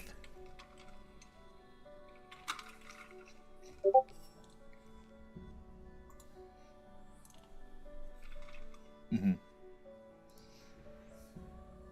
These are no longer the Markovs, these are the Kirkpatricks. Or Fitzpatrick, excuse me. It's the only thing I can think of when you say the name. I mean, I think of GoDaddy.com. Forgot all about Oh, that. daddies. But yes, the Blue Water Inn is all yours. I assume that Gawain is headed up to speak to Danica. Yeah. Mm-hmm. Good day. It is good to see you. How are the valley treating you today? It's been a rough couple of days, to be honest. I can tell. Yes. I was wondering if I had any mail waiting. She turns and sets a teacup in front of you and pours some boiling water over a tea bag and pours you a cup of tea and goes to check the where the correspondence is, see if anything has come in. She comes back with a small note in a small envelope. Blank, no addressee, and just sort of slips it under your saucer. Anyone else approaching the bar? Ivor will. Oh. You look just as bad.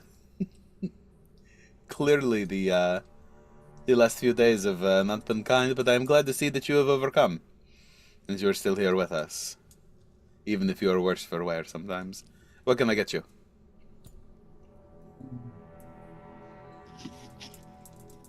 Honestly, at this point, 1 ale and 1 orange juice, please. Of course. And she'll pour both of those. It's 2 silver a drink. I should say, or it's 2 silver for the ale, a silver for the tea, and a silver for the orange juice. Excuse me. And the note for you, Gawain, reads, it is basically an open invitation that whenever you are free in town,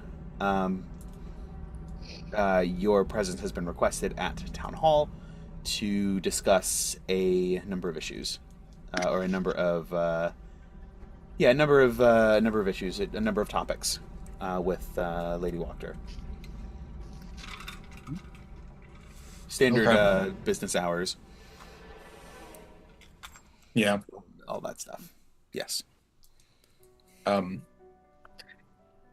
Gawain will go ahead and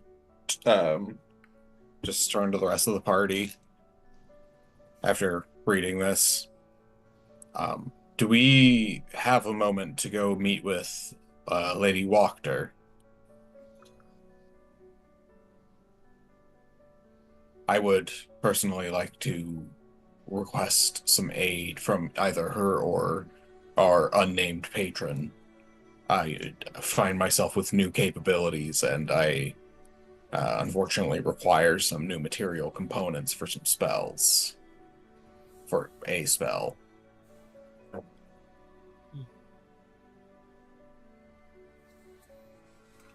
I suppose we could do so. Do we have to do so immediately?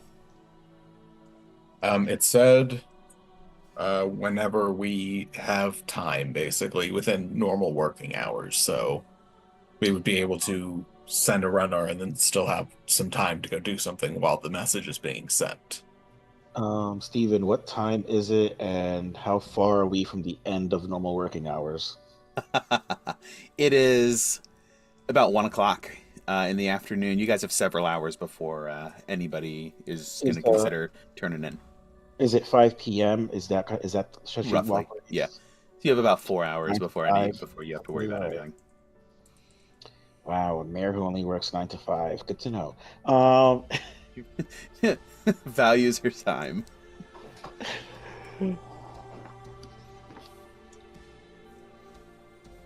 Nope. I'm open to it. I mean, I'm mostly in Balaki because I don't want to be out there right now. I know Riss has something they would want to do.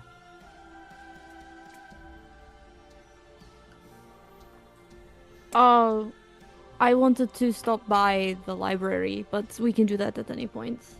I want to pick up a spell scroll. If they have it, or commission one if they don't.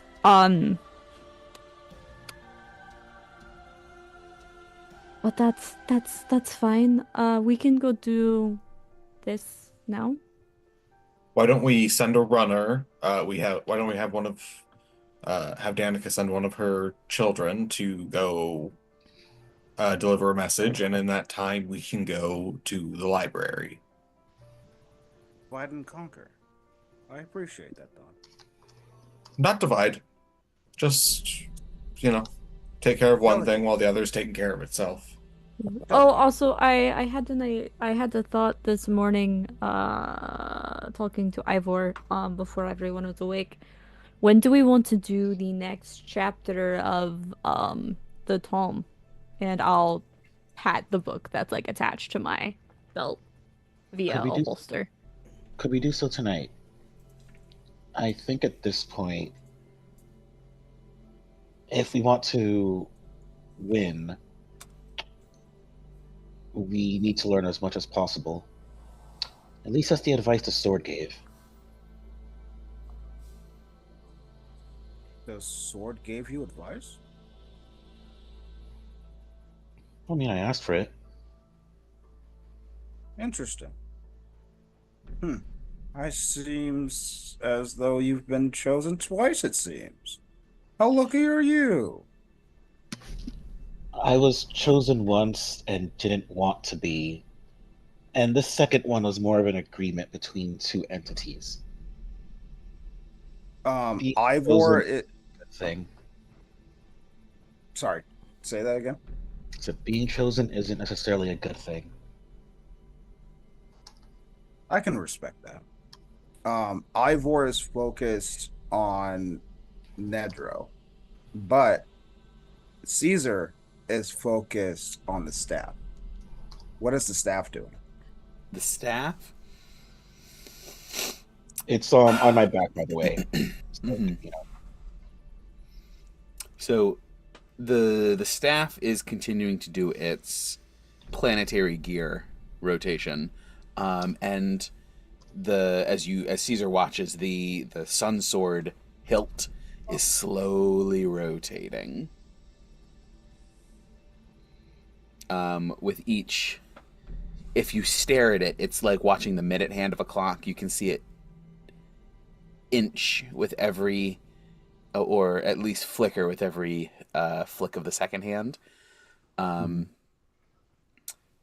it's almost imperceptible because of the gear ratios. But as the other components continue to rotate, the blue flare that it once held is now white. Which sucks because blue's my favorite color, but that's okay. Yes, reflecting the power of the sun sword that infuses the staff. See, that's another reason I need to get someone else to wield this thing. I want my color back. It's ruining my vibe, guys. Yeah.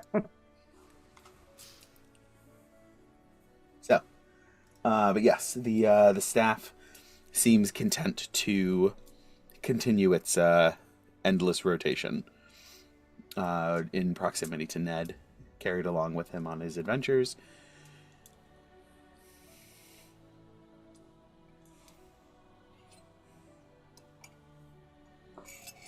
But yes, I have coffee still. That's old and cold. The No, what's So wrong yes, so with you're it? sending Ain't a got no gas in it. you're So sending yeah, a runner. Gawain's gonna go talk to Danica, Mhm. and just basically give her the code word for the code phrase for we need to make contact. Mhm. And I'll just put a make sure I actually have money before I commit to that. Oh, I do have some. Cool. I'll go ahead and put down a gold piece and just put that forward with a I've written a quick note on some spare parchment.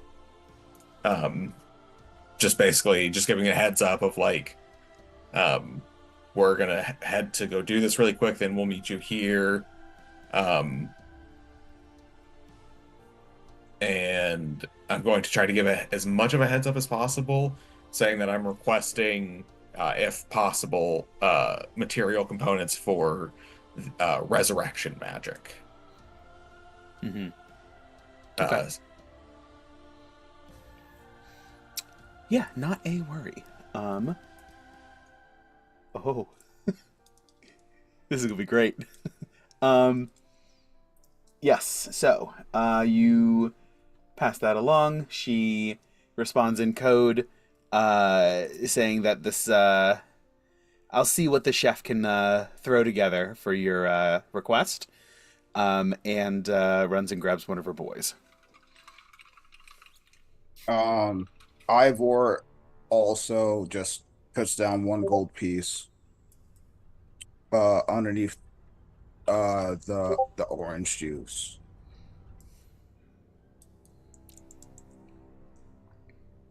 Sounds good. Okay. So, you guys have your light refreshment. I assume you guys have maybe get a little bit of lunch while you're here as well. Mm-hmm. And head off on your next order of business, which is what? The Library. library? Library. Okay, so it's library and then Lady Walker Mm-hmm. and Benefactor. Yes. Okay, sounds good.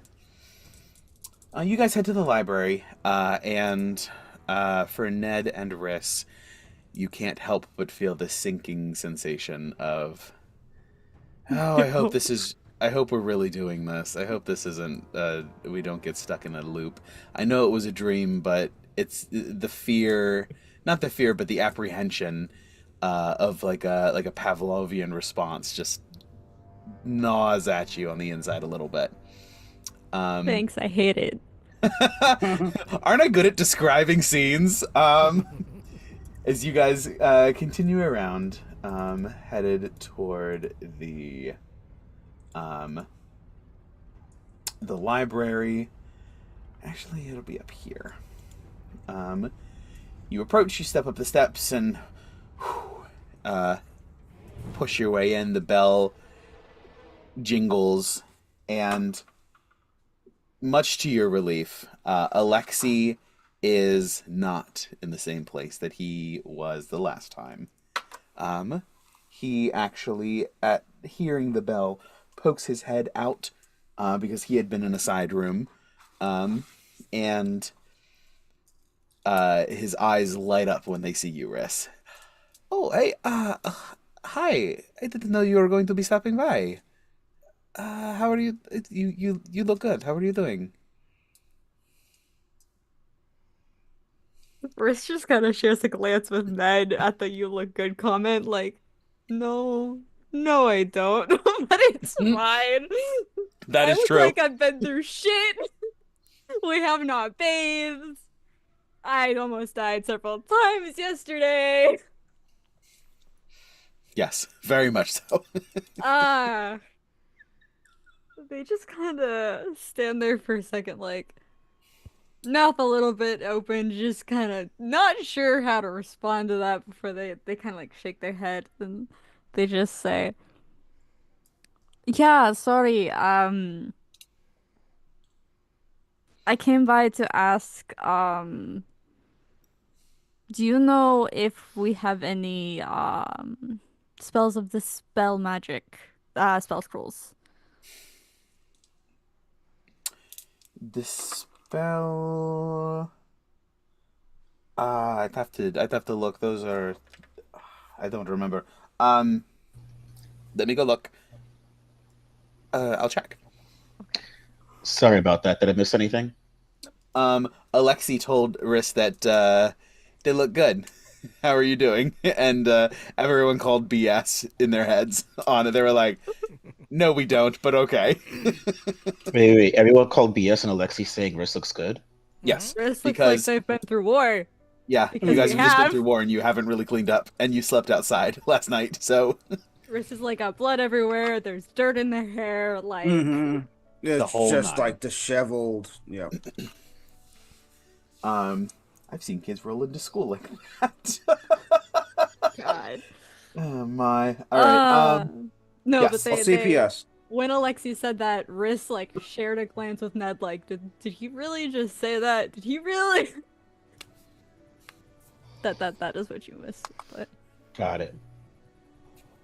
All right. Dispel magic is a third level spell. It is a third level it spell. is a third level Okay. spell. I'm gonna roll. We're looking for a 13 or higher. You're looking for a scroll to spell magic?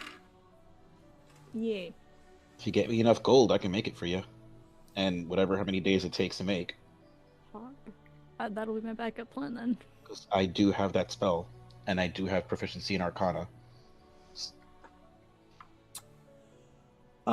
He returns just a moment later.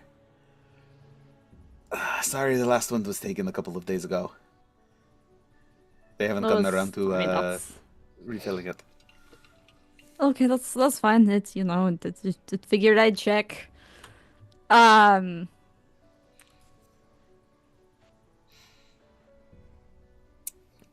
Yeah. So, I mean, what have you been up to?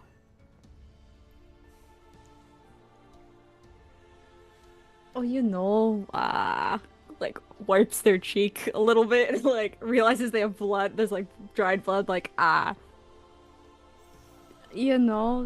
it's research and it doesn't always go the way you want it to, you know. Oh yeah. Ooh. It's yeah, kind of dangerous. They always what was it? Safety first and all that. Yeah. Yeah. They try, but I mean, I've got, and I like gesture to all the people behind me. I've got all they've got my back, so I'm not too worried. Yeah, of course. What to worry about? Oh, of course. Yeah, you're.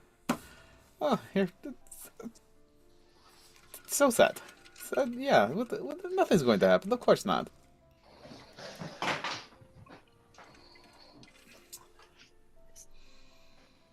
Rich just kind of nods. I'm gonna. I have. Yes, he's good. Yes, you. Just Dude. it was great to. It's great to Yup. see you. Yup. We should. If you stop by whenever you're okay. Yeah, I know you have think. Okay, I'm. Have a great day. You too, Alexi.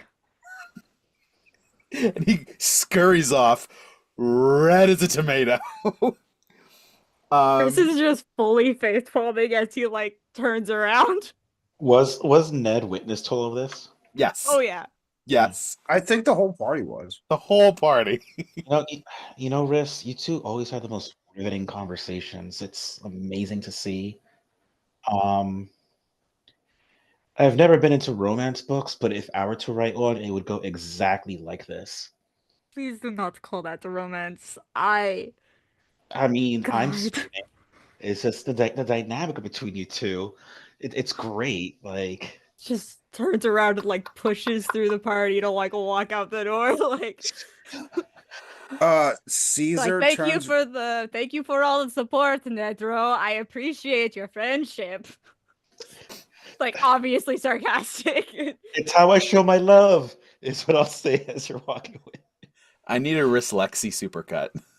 Yeah, Oh God. as Riss like pushes through, Caesar turns around to Ivor and just asks, "Father, is that what blushing looks like?"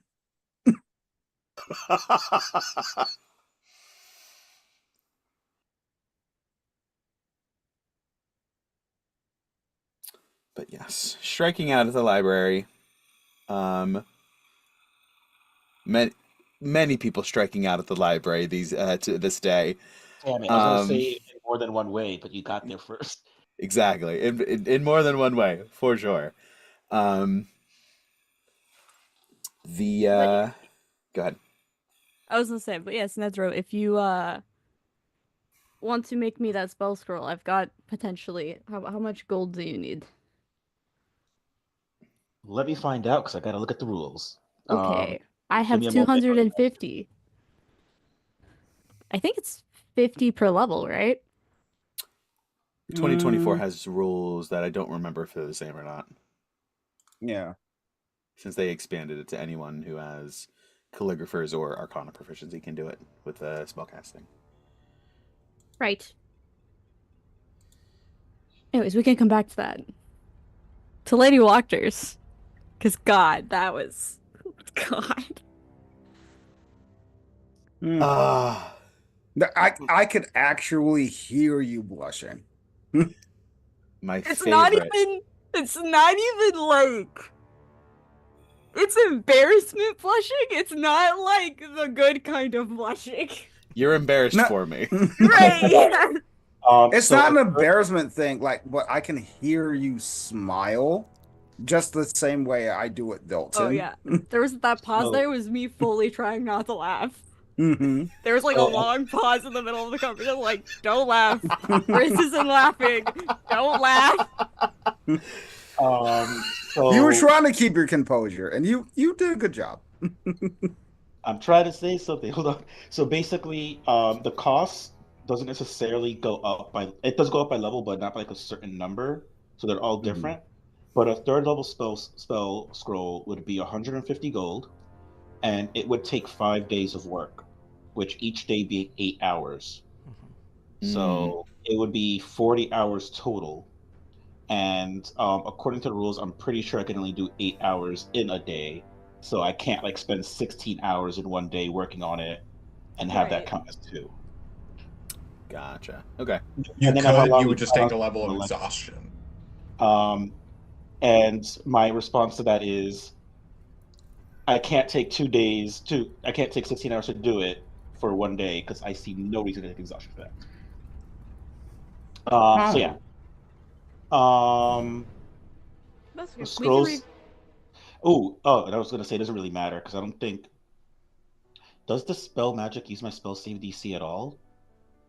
Because Yeah. keep in mind. Oh, then good. You'll have a better spell save DC because mine is better than yours, and the spell save DC will be based off mine. Mm-hmm. Because of all my Arcana items going on right now. Cool. It's not an immediate thing that I need. So like if like whenever we next have like downtime or whatever. I mean, we have it right now, so depending on how we do it, this could be day 1 of 5. Mm-hmm. Could Yeah. be day one of 5. It's also I think a rolling 40 hours. So if you have an hour here and there, you can also sort of like dink it and just do Correct. it over time. It doesn't have Okay. to be a full work day. Right. Then I'll go ahead and give him that 150 gold then. Okay. I'm not gonna actually put it on my character sheet because I imagine since we're using it, it goes into the ether. Yes. Cool. Hmm. And so, Oh. for the mindscape, there's a shopping montage where Riss and Ned go out and just sort of pick a couple of things from some apothecaries and some various alchemists and alchemical stores. We have a great time. I get to show him all of my local apothecaries, which I'm very familiar with because this was my fucking job. Was Yeah, to Can I make go spell with scrolls them? before this. Oh, also, isn't the whole group going? That's yeah. fine. Yeah, I mean, if the rest of you guys want to join as well, that's fine. Yeah, But I get to because show them why I haven't been around. I introduce them to my new friends, my family. Mm-hmm. Mhm. Yeah, because what do your mom and dad do? Oh no, they're back in Barovia. My parent. I'm talking about you guys. Hmm. The party. shopkeeps where they know Riss by name and Riss knows them by name, Correct. getting to introduce you guys to them. Okay. Oh, that sort of family. Ivor's sense of family. Okay. Yeah, the one you refer to all the time. Mhm. Yes. But yeah, but we Lady walked her. Let's walk good. our way over there. No, go sit No. in timeout. It was a good pun. No. Like if Ned actually said that, Riz just like points to a corner. It's like no. No, Go Ned sit- did say that. This is canon. Go sit in the corner. Fine, I guess, but I won't have time to make your scroll then if I'm sitting over there pouting. You have not like one time to make my scroll then. Send me I'll the be timeout. sad I'm in the making a corner. scroll. I'll be too sad in the corner. Can't make scrolls while depressed. If you make scrolls while depressed, any D20 test is made with disadvantage in the process of cat. No, I'm kidding. Exactly. Cesar Yes. goes over to the same corner that Riss points to, and I just usher them like, nope, come on, let's go. Riz like just ends up like rolling their eyes, but they like try to like elbow Ned on their way by, like joking.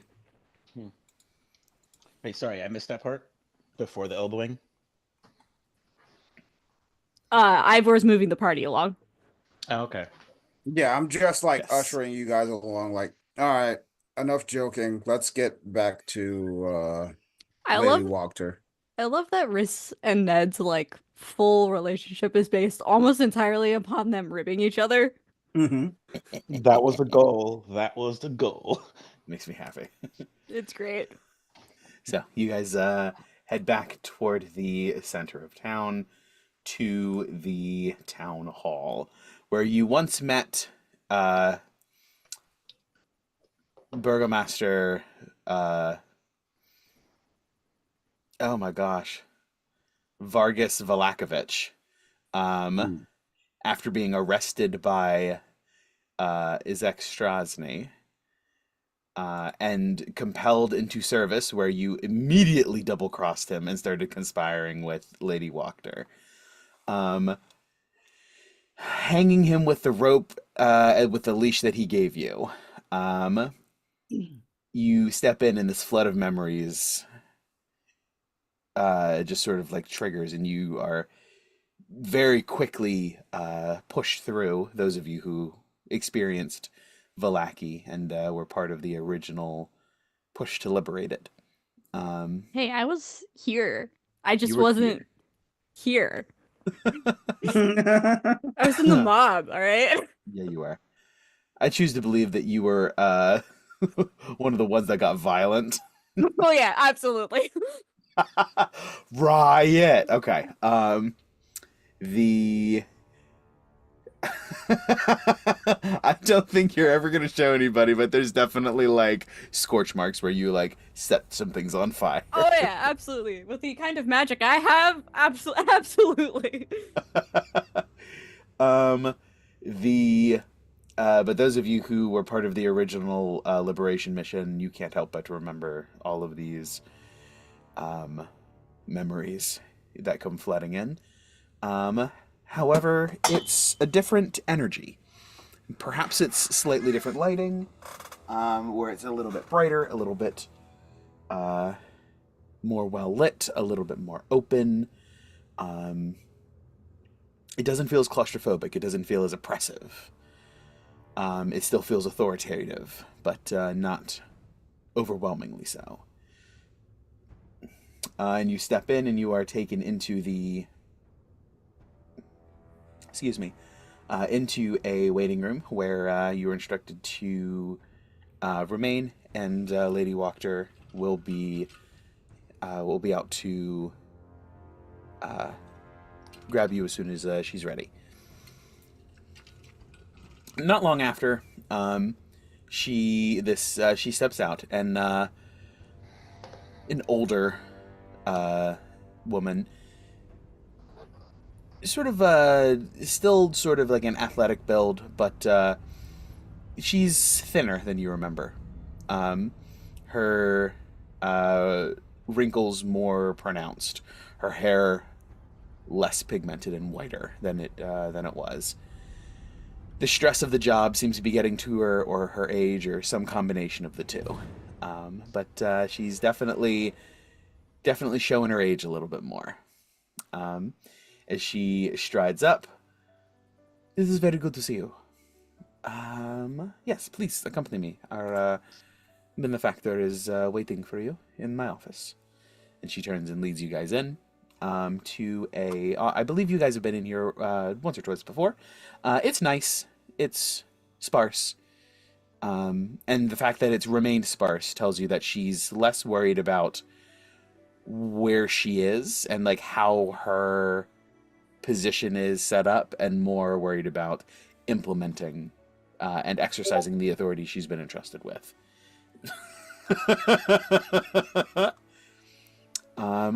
Yes, Ivor. Does Ivor specifically notice the changes? This was not a this is a room in the town hall. You had been primarily located in her home. But yes. Oh, with her rather than the yes. You who know her better than anyone.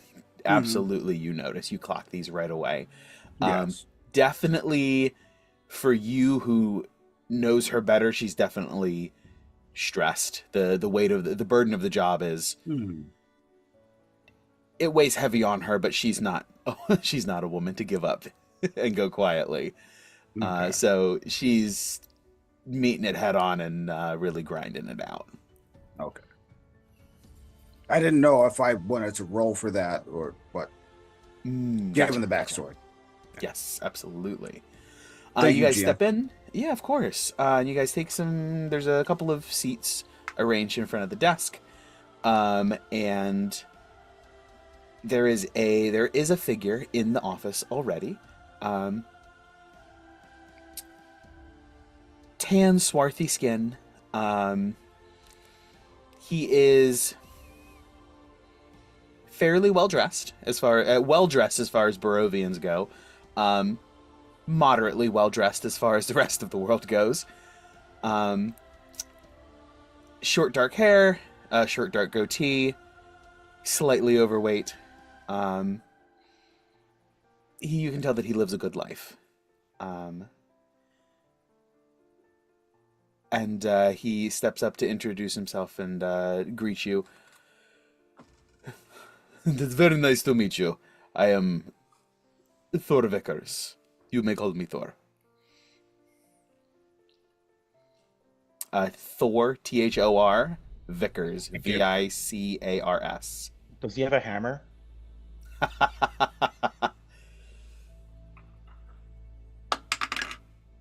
Or an axe. He has a small hatchet on his belt. Does it look like they're gonna hatch it for they're using for battle or for shrubberies? This is more shrubbery for sure. Okay. Nice to meet you. No. Nice to meet you, Thor. I'm Ned. This is Gawain, Ivor, and Riss. I would like to be the first to thank you for all your help. It is nothing, I assure you. I am excited to be of service to this town. My father passed away not very long ago. In the well, he was caught up in one of the riots here in the city a few months back, and I have assumed head of the estate, and I decided I wanted to be more proactive than he had been.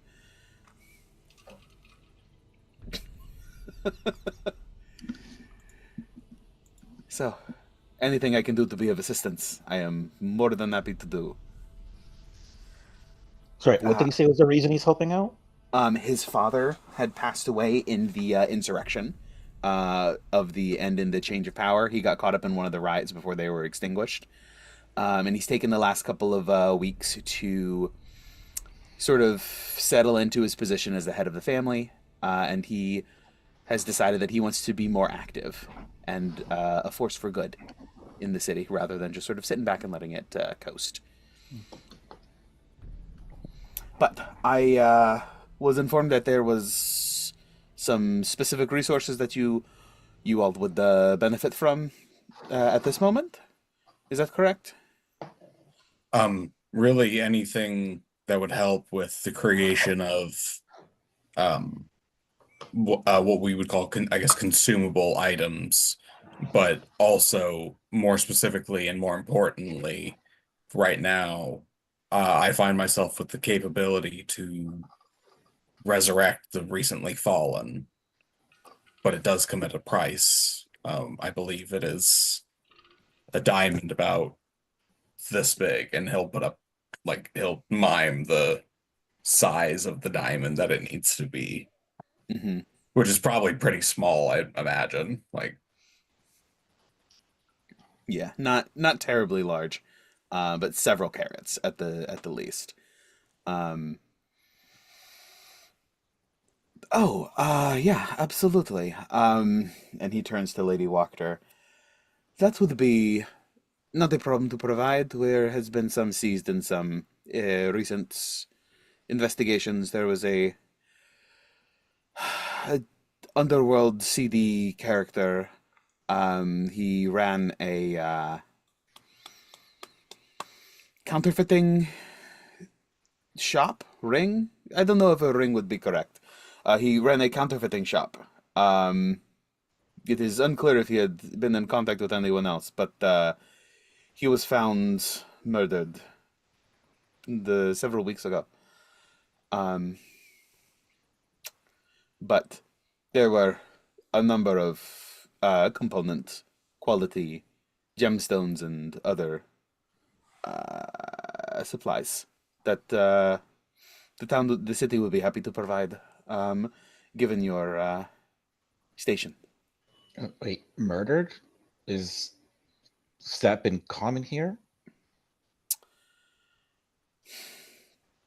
Unfortunately, a city of our size, crime is always a problem, which to Ivor and Ned is kind of funny because this is barely a village. And here she is talking like, crime never sleeps. Justice. But you suppose from her perspective, this is a big city. Or it's the biggest city in the valley, and it's all they've known. However, there is not many deaths attributed to foul play, but the last few weeks there have been a handful. They don't seem to be, best we can see, they're not connected, but it's troubling. And we are, rest assured that I have the guards looking into it, and investigations are ongoing, but they will find whatever is happening here. Well, Well, despite his crimes, he didn't deserve to be murdered. I'm sure whoever did it was a real piece of shit.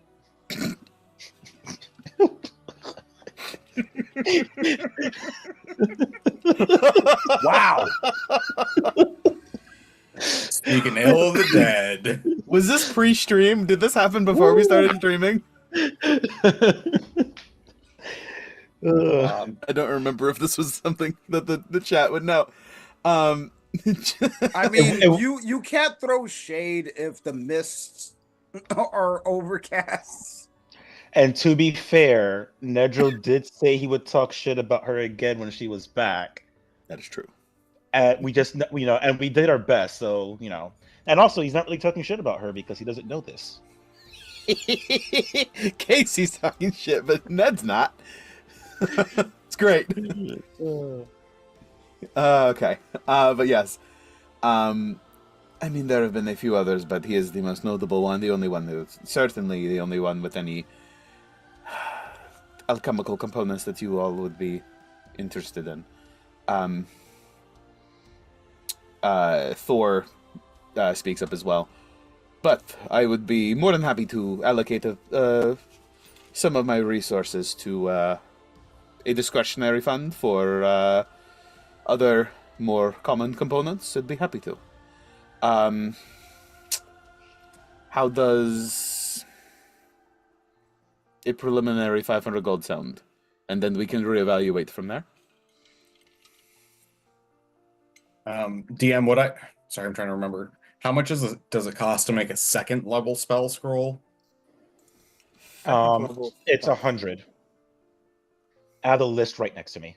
Okay, perfect. You have it up. It's a second level spell scroll is 100, and it takes 3 days.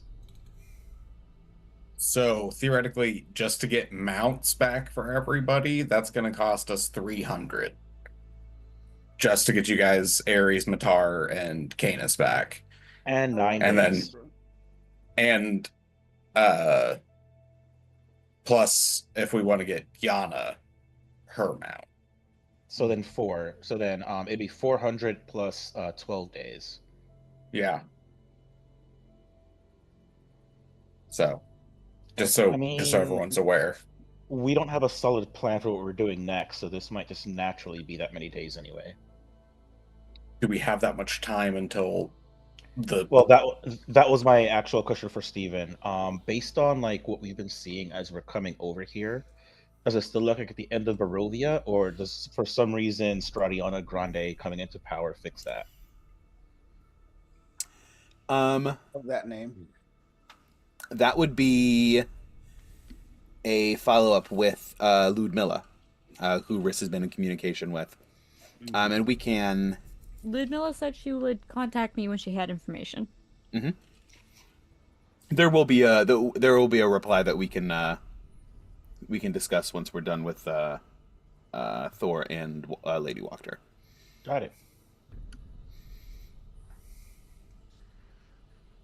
Any chance amongst those diamonds that any of them are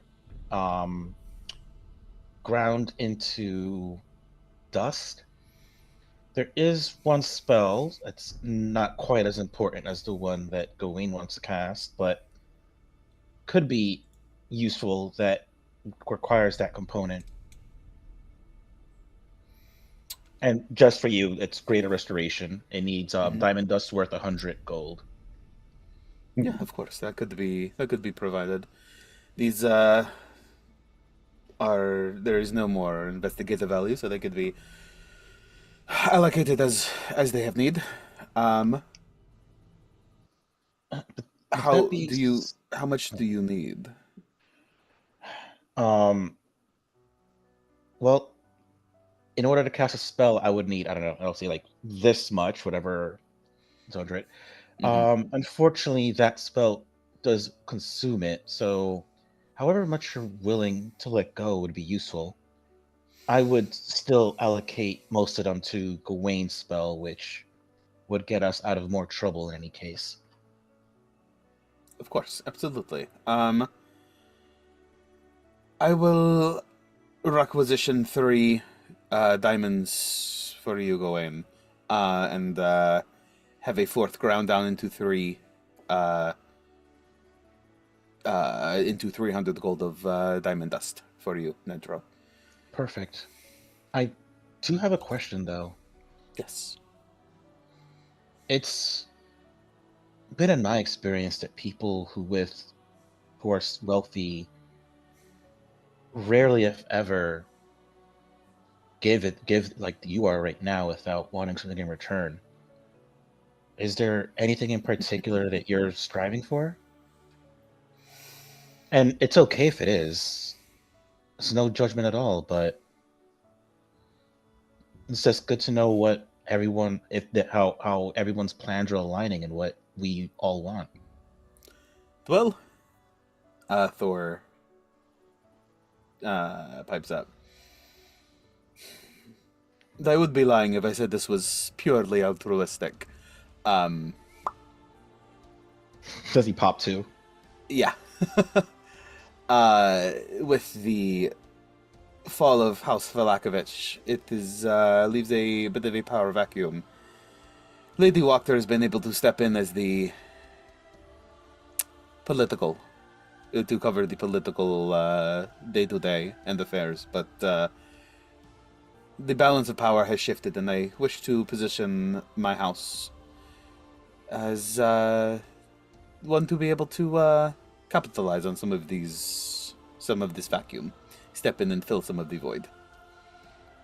I see no better way than by garnering the goodwill of the people, by supporting and bankrolling their town heroes.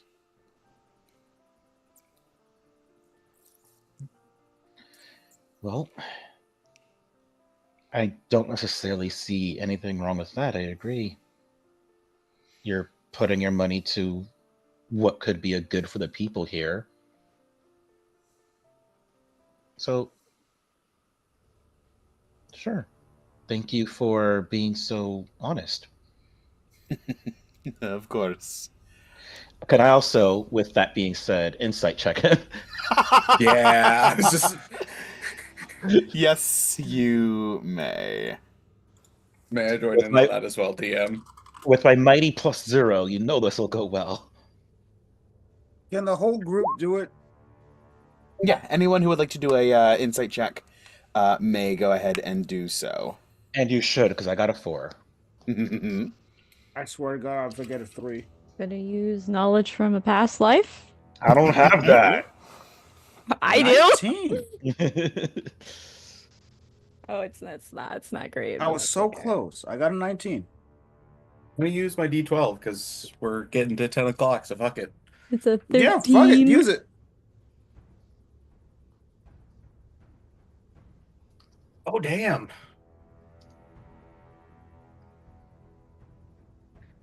If he nat 20s deception checks me, I'm going to flip my laptop. Just.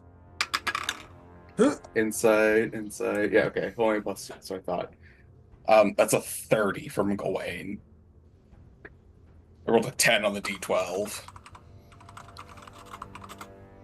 It's the most insightful he will ever be. Okay, so Gawain, you said you got a 31? Just 30. Just a 30. Ned, Just you got a 30. Just a 30. Just a 30. Just a dirty 30, baby. Ned, you said you got a 4. Okay. Riss, you got a 13? Yay. Ivor. 19. 19. Ivor and Gawain.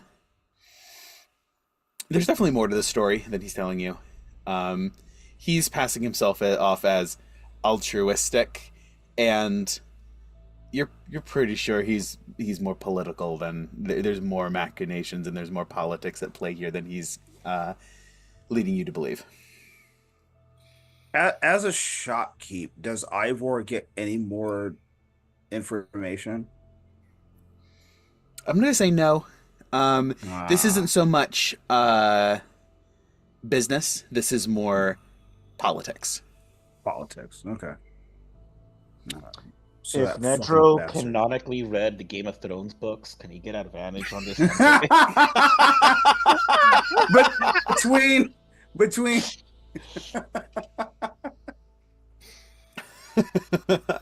All right. But yes. Yes, absolutely. I will. So, how does that discretionary limit sound? The 500 initially that we can then really discuss, or do you have other expenses that you already know that you will be encountering? Well, in our latest incursion, unfortunately, on the assault, we lost. I'm sure Lady Walker has informed you that we have a notable number of fine steeds. But they were unfortunately vanquished in the fight and require a enchanted cupcake to be brought back. He sort of snorts, not in derision, but in unexpected surprise of, "Oh, an enchanted cupcake," you say.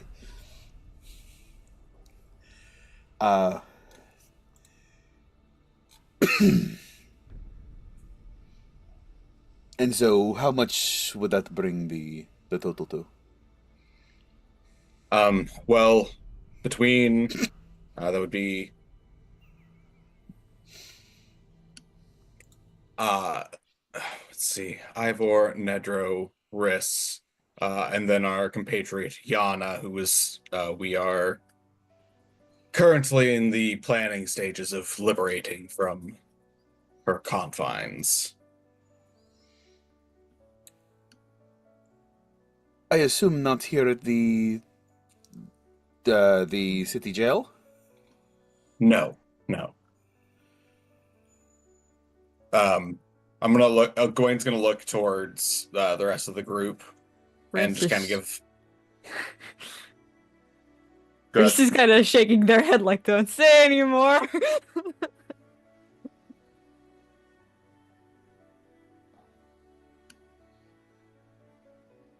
Yana has been indisposed for a time. We are working on returning to her.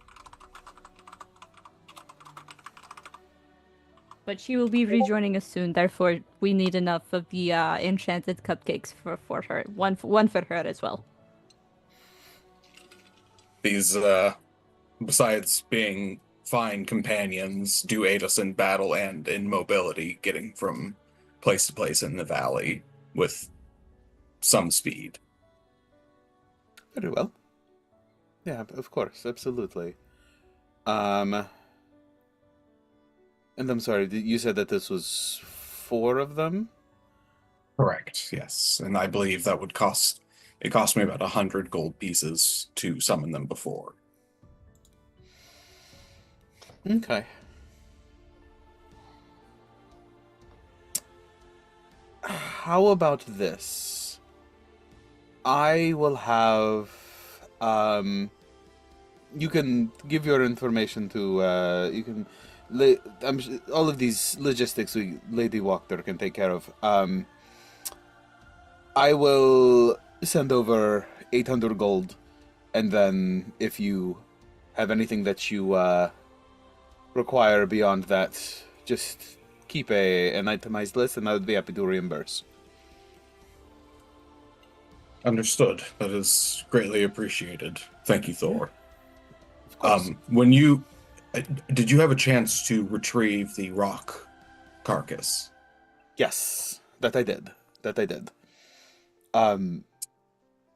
We did begin to to like strip the bones.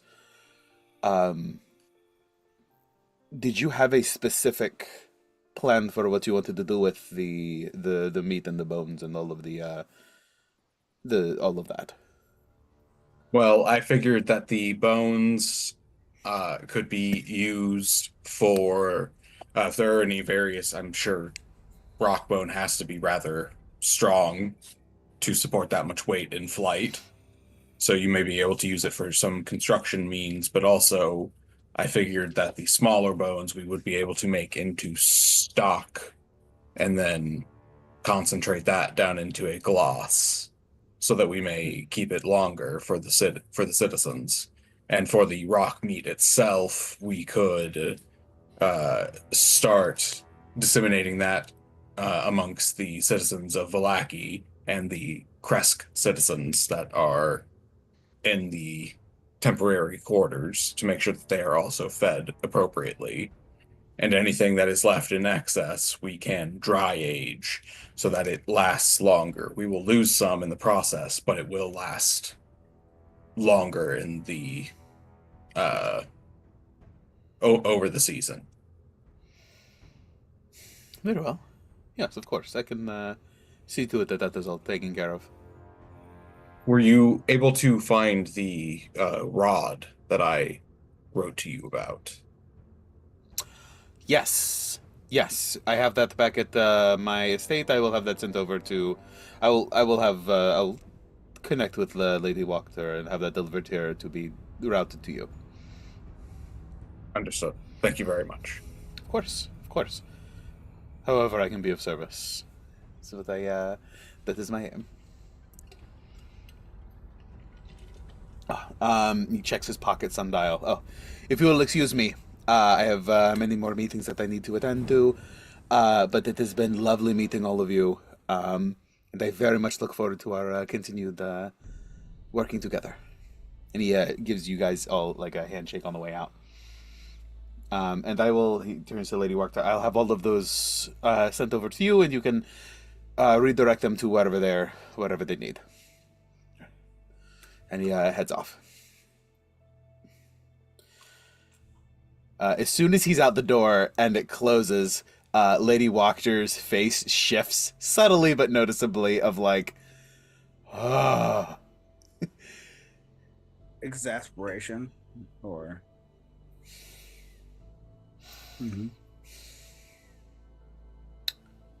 Please do not tell me you're falling for his bullshit. No, there was entirely other political machinations behind his motives. Oh my goodness, he is.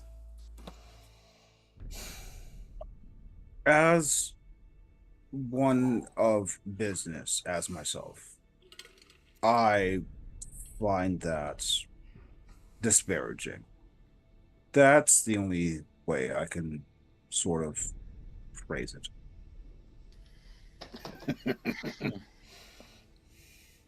What does it matter if he has other political reasons for doing what he's doing? Right now, we need what we need. He's going to provide it. And when the time comes for him to get his political things together, you're very well aware of that, so you can move as you need to.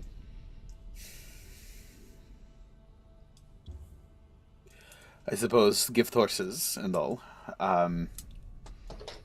Very well, yes. As soon as he sends those resources and items over, I will have them directed.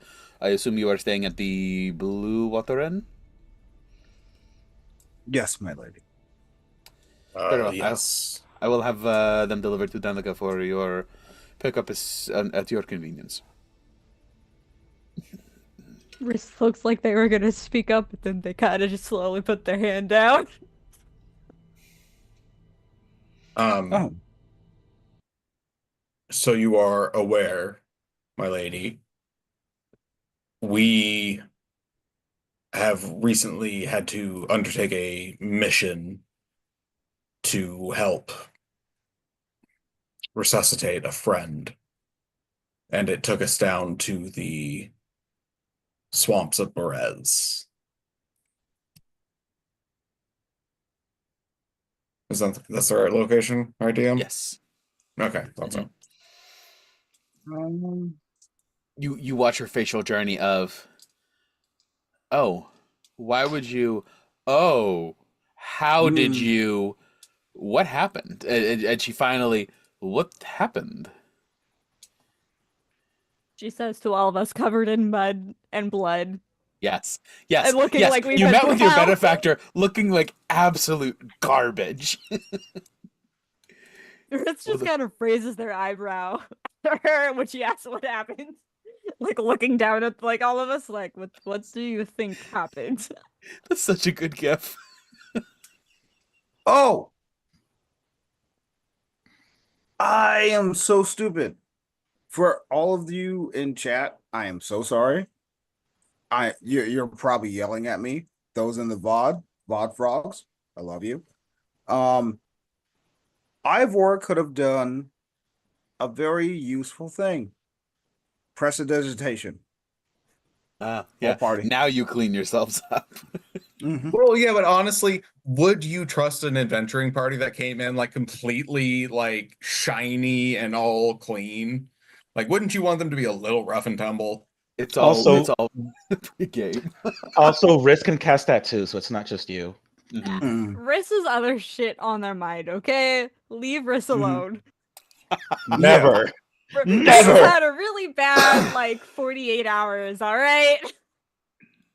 I mean, not exclusively Risk. No, not But- exclusively Riss. I'm not saying. I'm just. But also, I can do this now. Yeah, Because if you want to, it is more believable because we did go through that shit.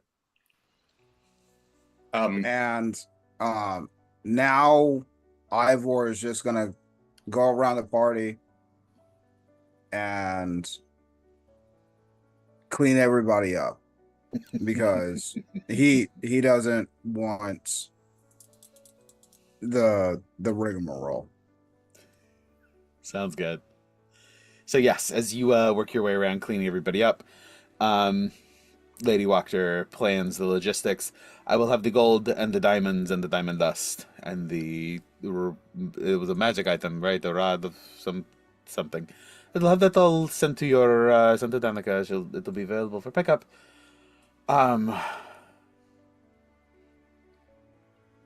But yeah, he's a snake. He plays the game very well. My apologies, my dear lady. I would not have gotten in if I did not know how to play. I am hardly a dove myself. But I was pictured you as a little more of a mongoose, to be fair, my lady. I don't think the snakes are really much of a threat to you. you flatter me. Thank you. Thank you.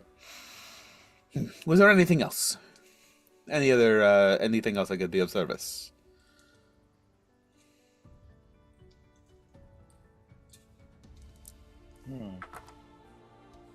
Oh, nothing I can think of. Anybody else? No. Only to thank you once again for the glamour on Cesar. But of course, this simple matter, easy enough to do.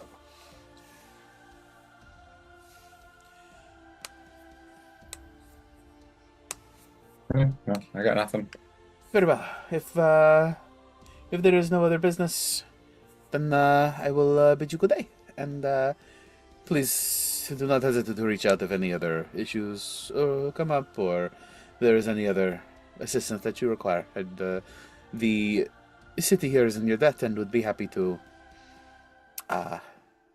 support you in any way. Oh, Thank you very much, my lady.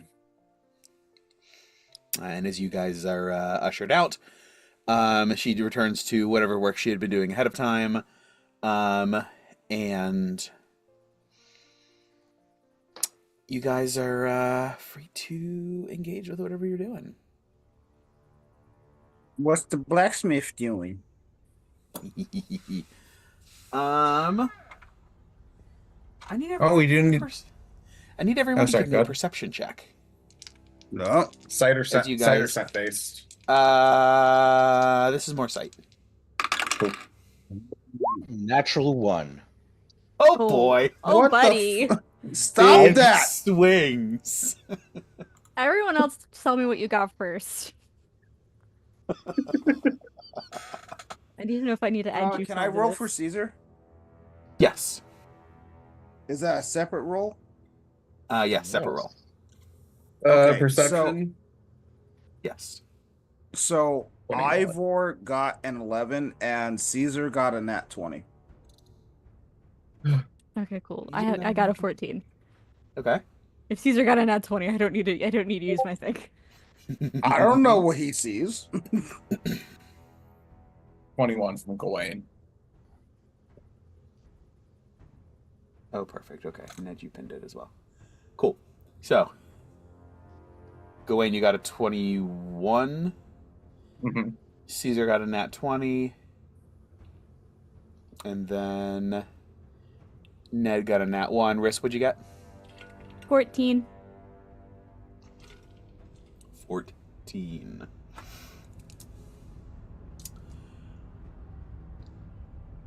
Gawain,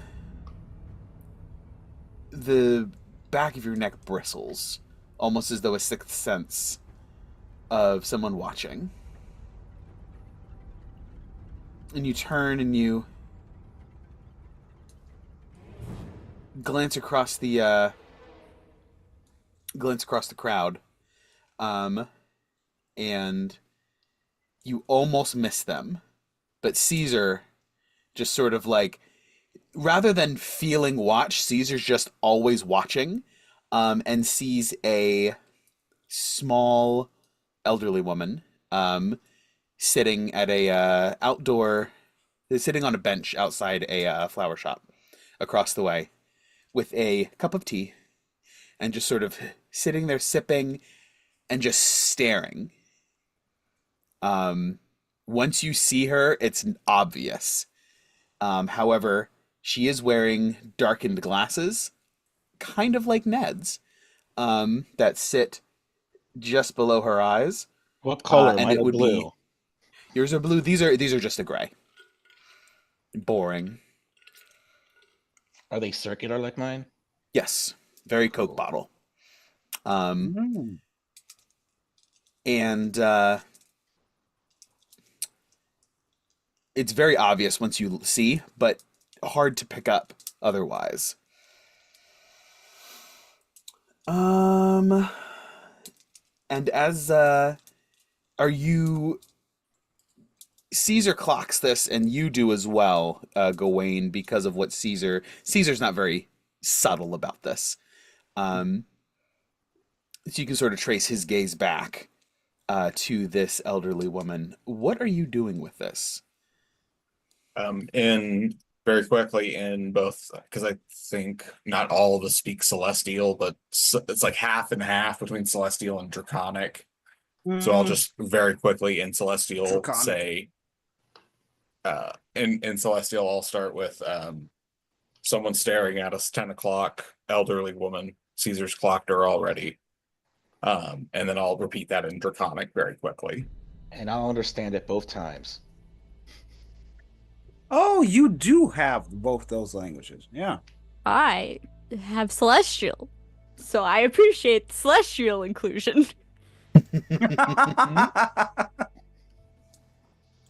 We love inclusion. All right.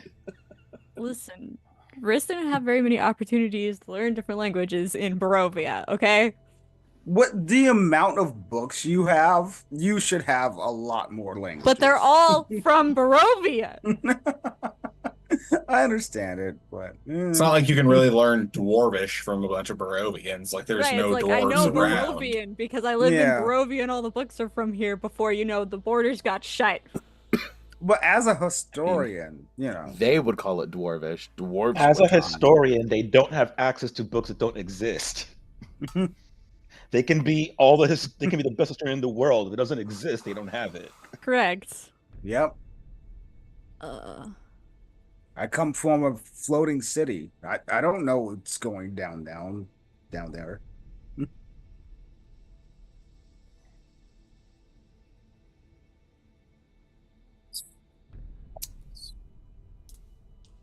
So hold yes. on. The whole point What are is you the doing? lady is just staring at us. Okay, so she's staring at us now. Oh shit. Ivor is a deer caught in the headlights. Is she looking at like anyone in specific? Like, can we like Yeah. pin it down? Is she like staring at Caesar, seeing through his like illusion? Is she seeing grayscale Ivor and going, "What the fuck is that?" There's a lot. Is she looking? What at are you Gawain looking at me going, for, "What the fuck is laddie?" that?" Are they looking at gray? Are they looking at gray-skinned wrists and being like, "What the fuck is that?" Wow! Um, Wow! She's checking everybody out. Why Like, don't you you know- sleep? When is she checking us out, or is she like checking us out? Oh, I suppose the up to the Perceiver. receiver, yeah. If you like a gilf, I mean, might be right up you're right up your alley. we don't really know what Gawain's into, so I'm assuming he's the Well, only. No, actually, I don't Gawain's know. only. You do know what gilf stands for, right? Gawain said like to fuck. Sir, Going after that supposed to be gold saving Yana.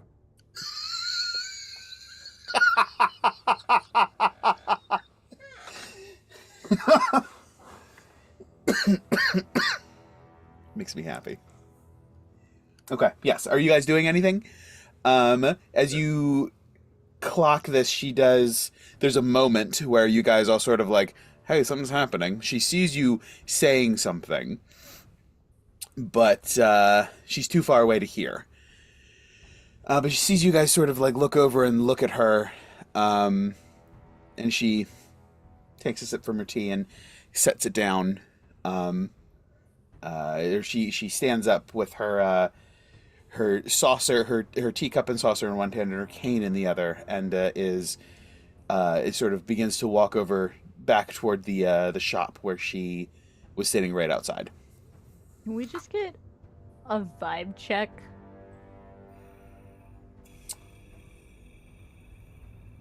What kind of vibes are you looking for? I don't know. I'm just trying to get like a basis of what she's given off. Like, does she appear to be approaching us? Is she like?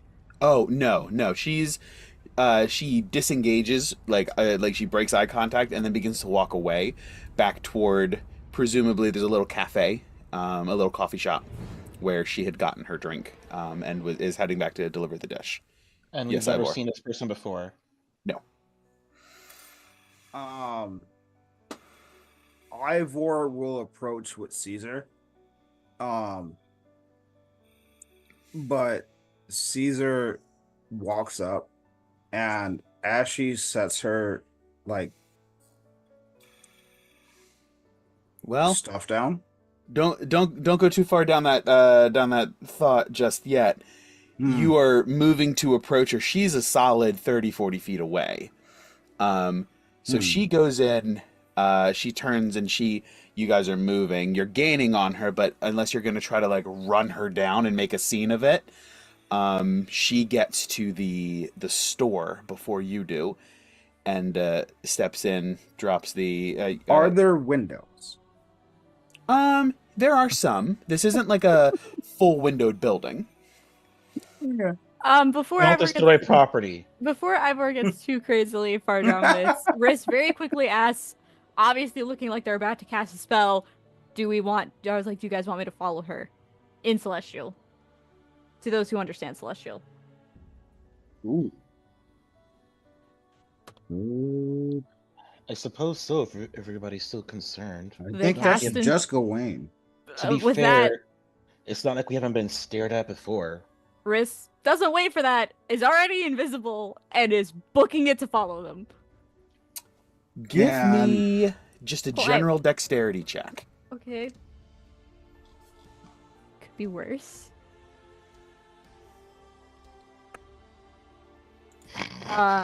17.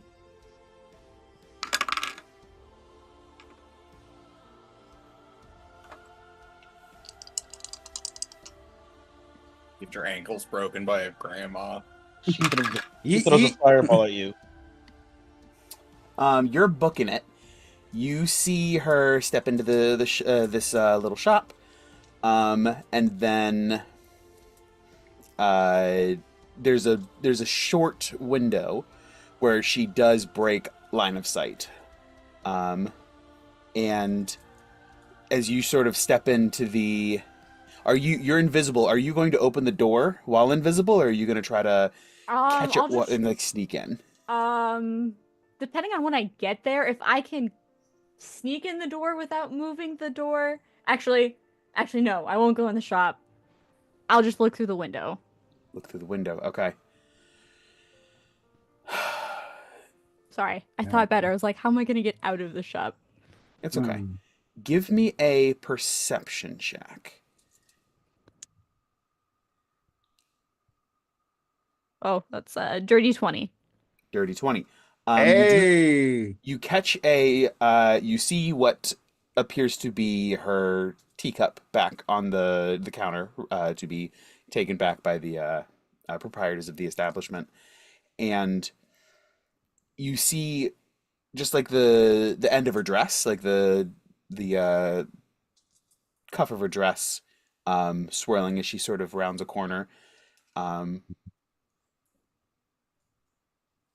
whether it's just to go to the bathroom or if there's a back room or whatever the situation is, she's sort of gone around a corner. Yeah. You just see just the frill. The frill, that's the word I was looking for. Gotcha. Riss just kind of chills for a second just to see, like, just like waits a minute or two to see if she comes back. Nothing. Okay, then Riss will rejoin the party and drop invisibility. Didn't seem anything super suspicious. Went into the back room of that cafe. I don't know if there's anything really that we should worry about now. I mean, you guys are kind of like the town heroes. Right, that was my point. Why are we so concerned of someone staring at us when that consistently happens? Mhm. It's not a bad idea to be careful. Well, yeah, but if we were to follow everyone who stared at us, we'd be following people all day and get nothing done. My point is, what in particular about her was worth following as opposed to anyone else who stared at us?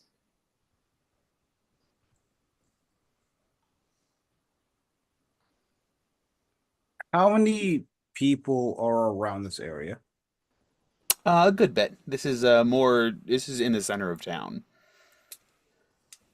The Okay, so central, no longer central gallows. They have been broken down, but there's still like the elevated platforms. Um, so Like, I'm not can't. upset that we followed her. It's just, I hope we don't make it a habit of doing that, or like I said, we'd get nothing done because people stare at us quite a bit. I'm probably the only dwarf they've seen in their entire life, for example. Can Ivor hide in like a bush to be in like undercover, just not to draw attention, and ritual cast detect magic? yes, you may. Absolutely. And Caesar is going to um resist the temptation to punch out the windows in the library. You got to roll for that. All right, GM, evens draws.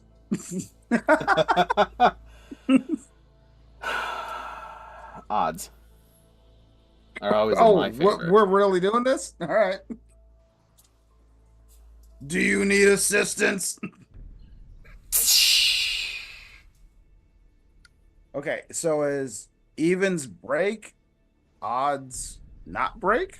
I don't know. I was more just continuing with the joke. It's up to you. All right. You can make this decision. No. He's just looking at the window and his eyes are changing colors to he's more like patchwork.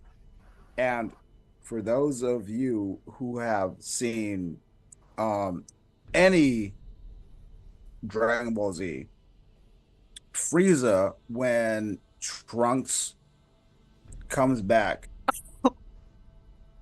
and slashes Frieza, that's the kind of patchwork that Caesar is in at the current moment. So Caesar is looking out the window and his eyes are changing color. And it goes from green to red.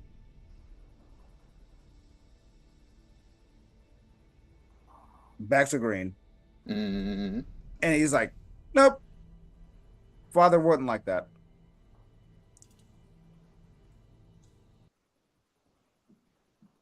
But he is looking in through the window and is like, this is lovely. He does not see the elderly woman at any point.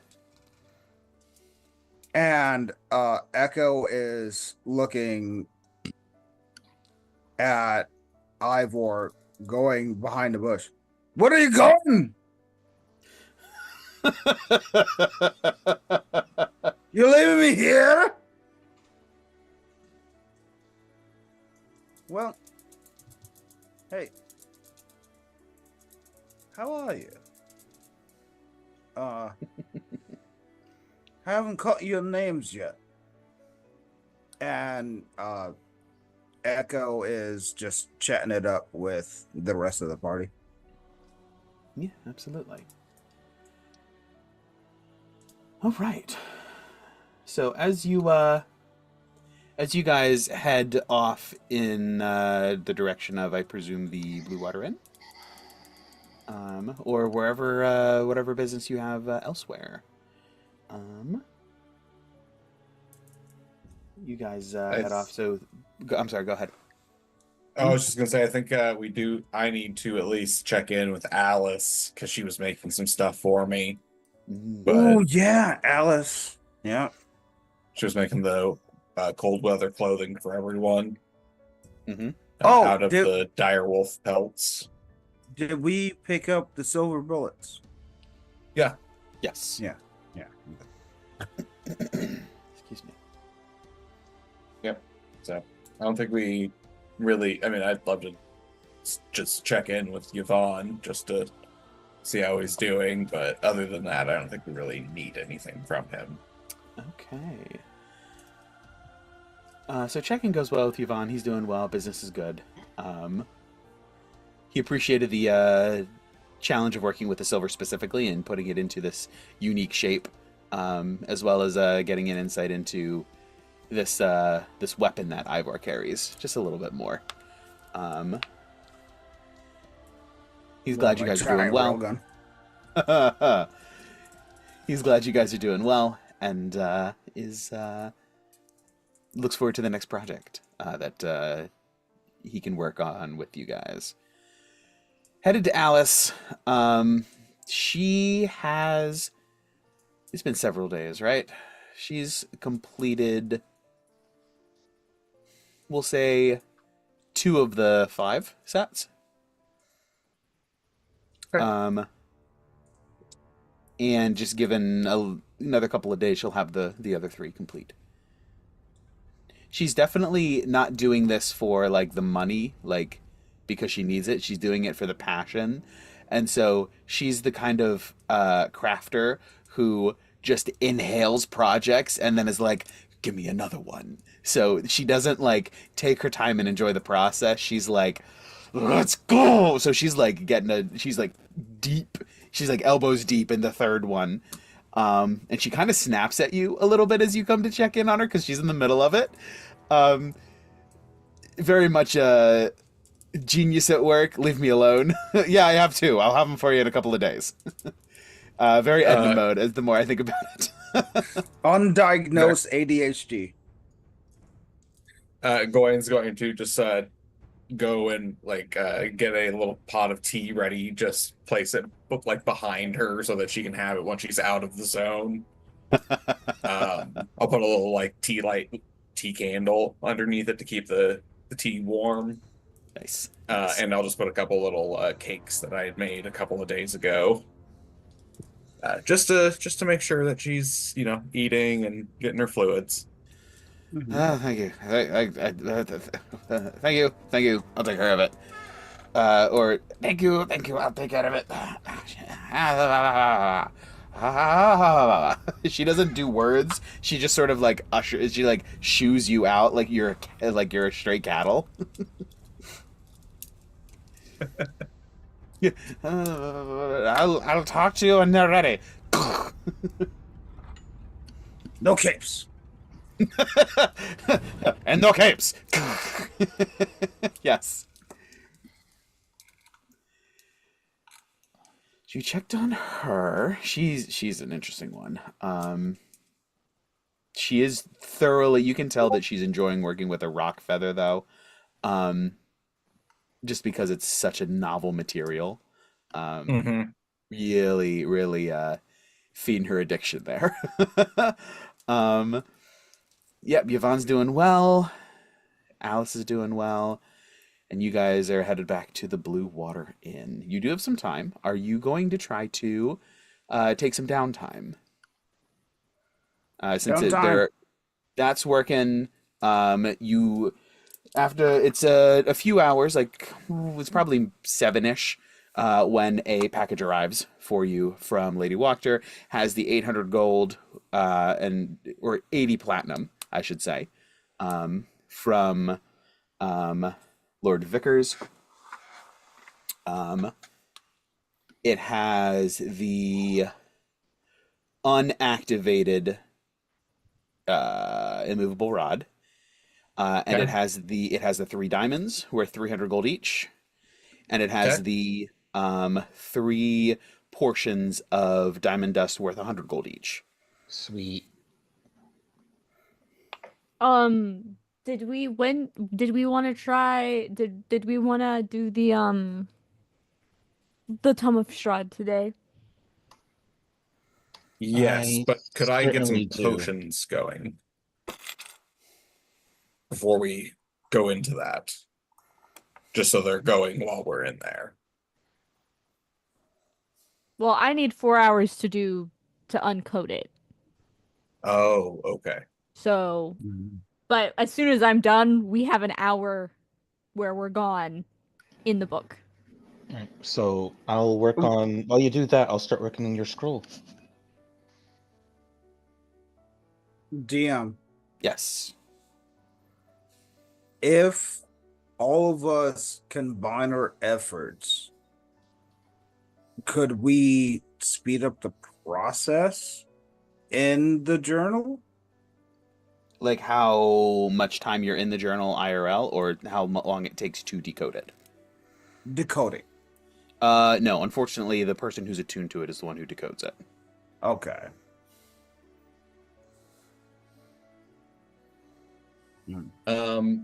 Okay. right. Yeah, Gawain's just gonna get he's gonna get some potions, healing potions going. Just because we obviously went through quite a fucking bit in those last 3 days of battle. Mm-hmm. I'm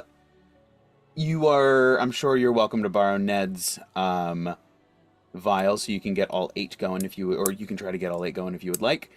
Not to assume things from you, Ned. I mean, I don't have an herbalism kit or proficiency in it anyway, so Who else was? I lost that in the transition. It's Oh, me. that's what it was.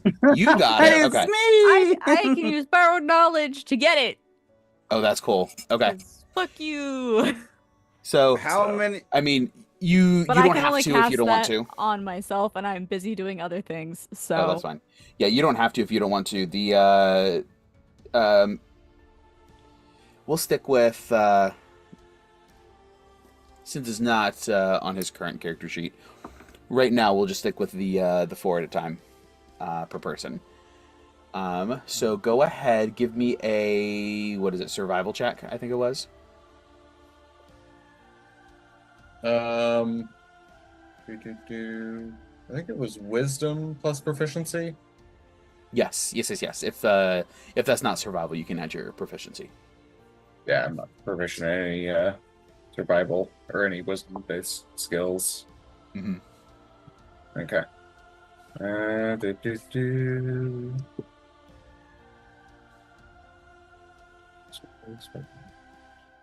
Okay, plus 6.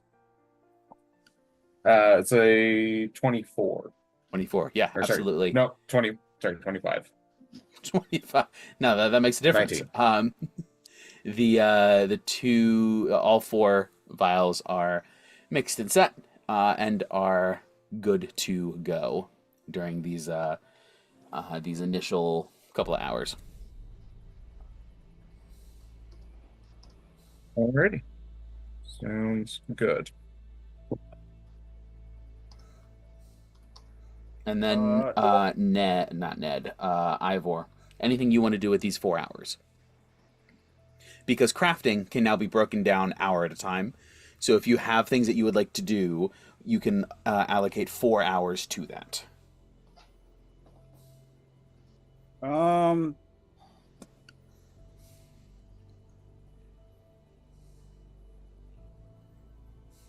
long does it take to craft a scroll of shield? Shield? That Level will be 1. 1 day, 1 so day, 8 so hours. Yes, so you can get halfway through it. Halfway through it? That's worth As it. well as 25 gold. Yes, so go ahead and mark off the gold as well. For Clarification, DM. yes. Does making the potions, do I have to like actively be doing that, or can I start that and then like an hour later start on some other stuff? Yeah, option B, you can start some other stuff on an hour later. I assume you're making the animal crackers. Fine, Steed. Yeah. Yes. So 3 hours down out of that then. You said someone just posted this. Yes, they did. Thank you. 5 days out of 40 hours. Or sorry, not 5 days. 3 days. So 24 hours.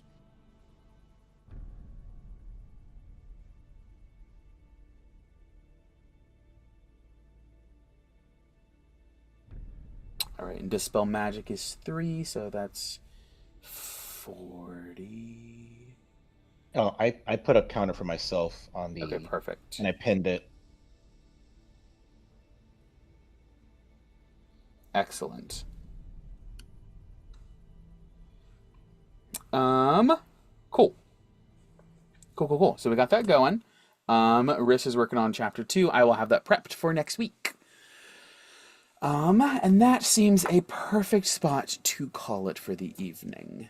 That was a great session, guys. I had a ton of fun. My favorite part was all the stuff Yana did. Yes. Also my favorite part. We have to save Yana. I want Big Yana back. Yep, as long as you don't dilly-dally too long, you might just get her soon. I kind of have a plan that I will put in after our Count Strahd adventure. I kind of have a plan. Excellent. All right, well, thank you, everyone who joined us live this evening and watched the VOD on YouTube. I appreciate you spending your time to watch this little story that we're telling. It really means a lot to me, and I greatly appreciate you taking the time out of your day and choosing us to help you relax, have a good time, whatever the case may be. It truly does mean a lot to me. I enjoy our story, and I enjoy that other people enjoy it as well. So thank you very much for watching, and always remember that you are the legend at the end of the Dragon's Tale. Good night, everybody.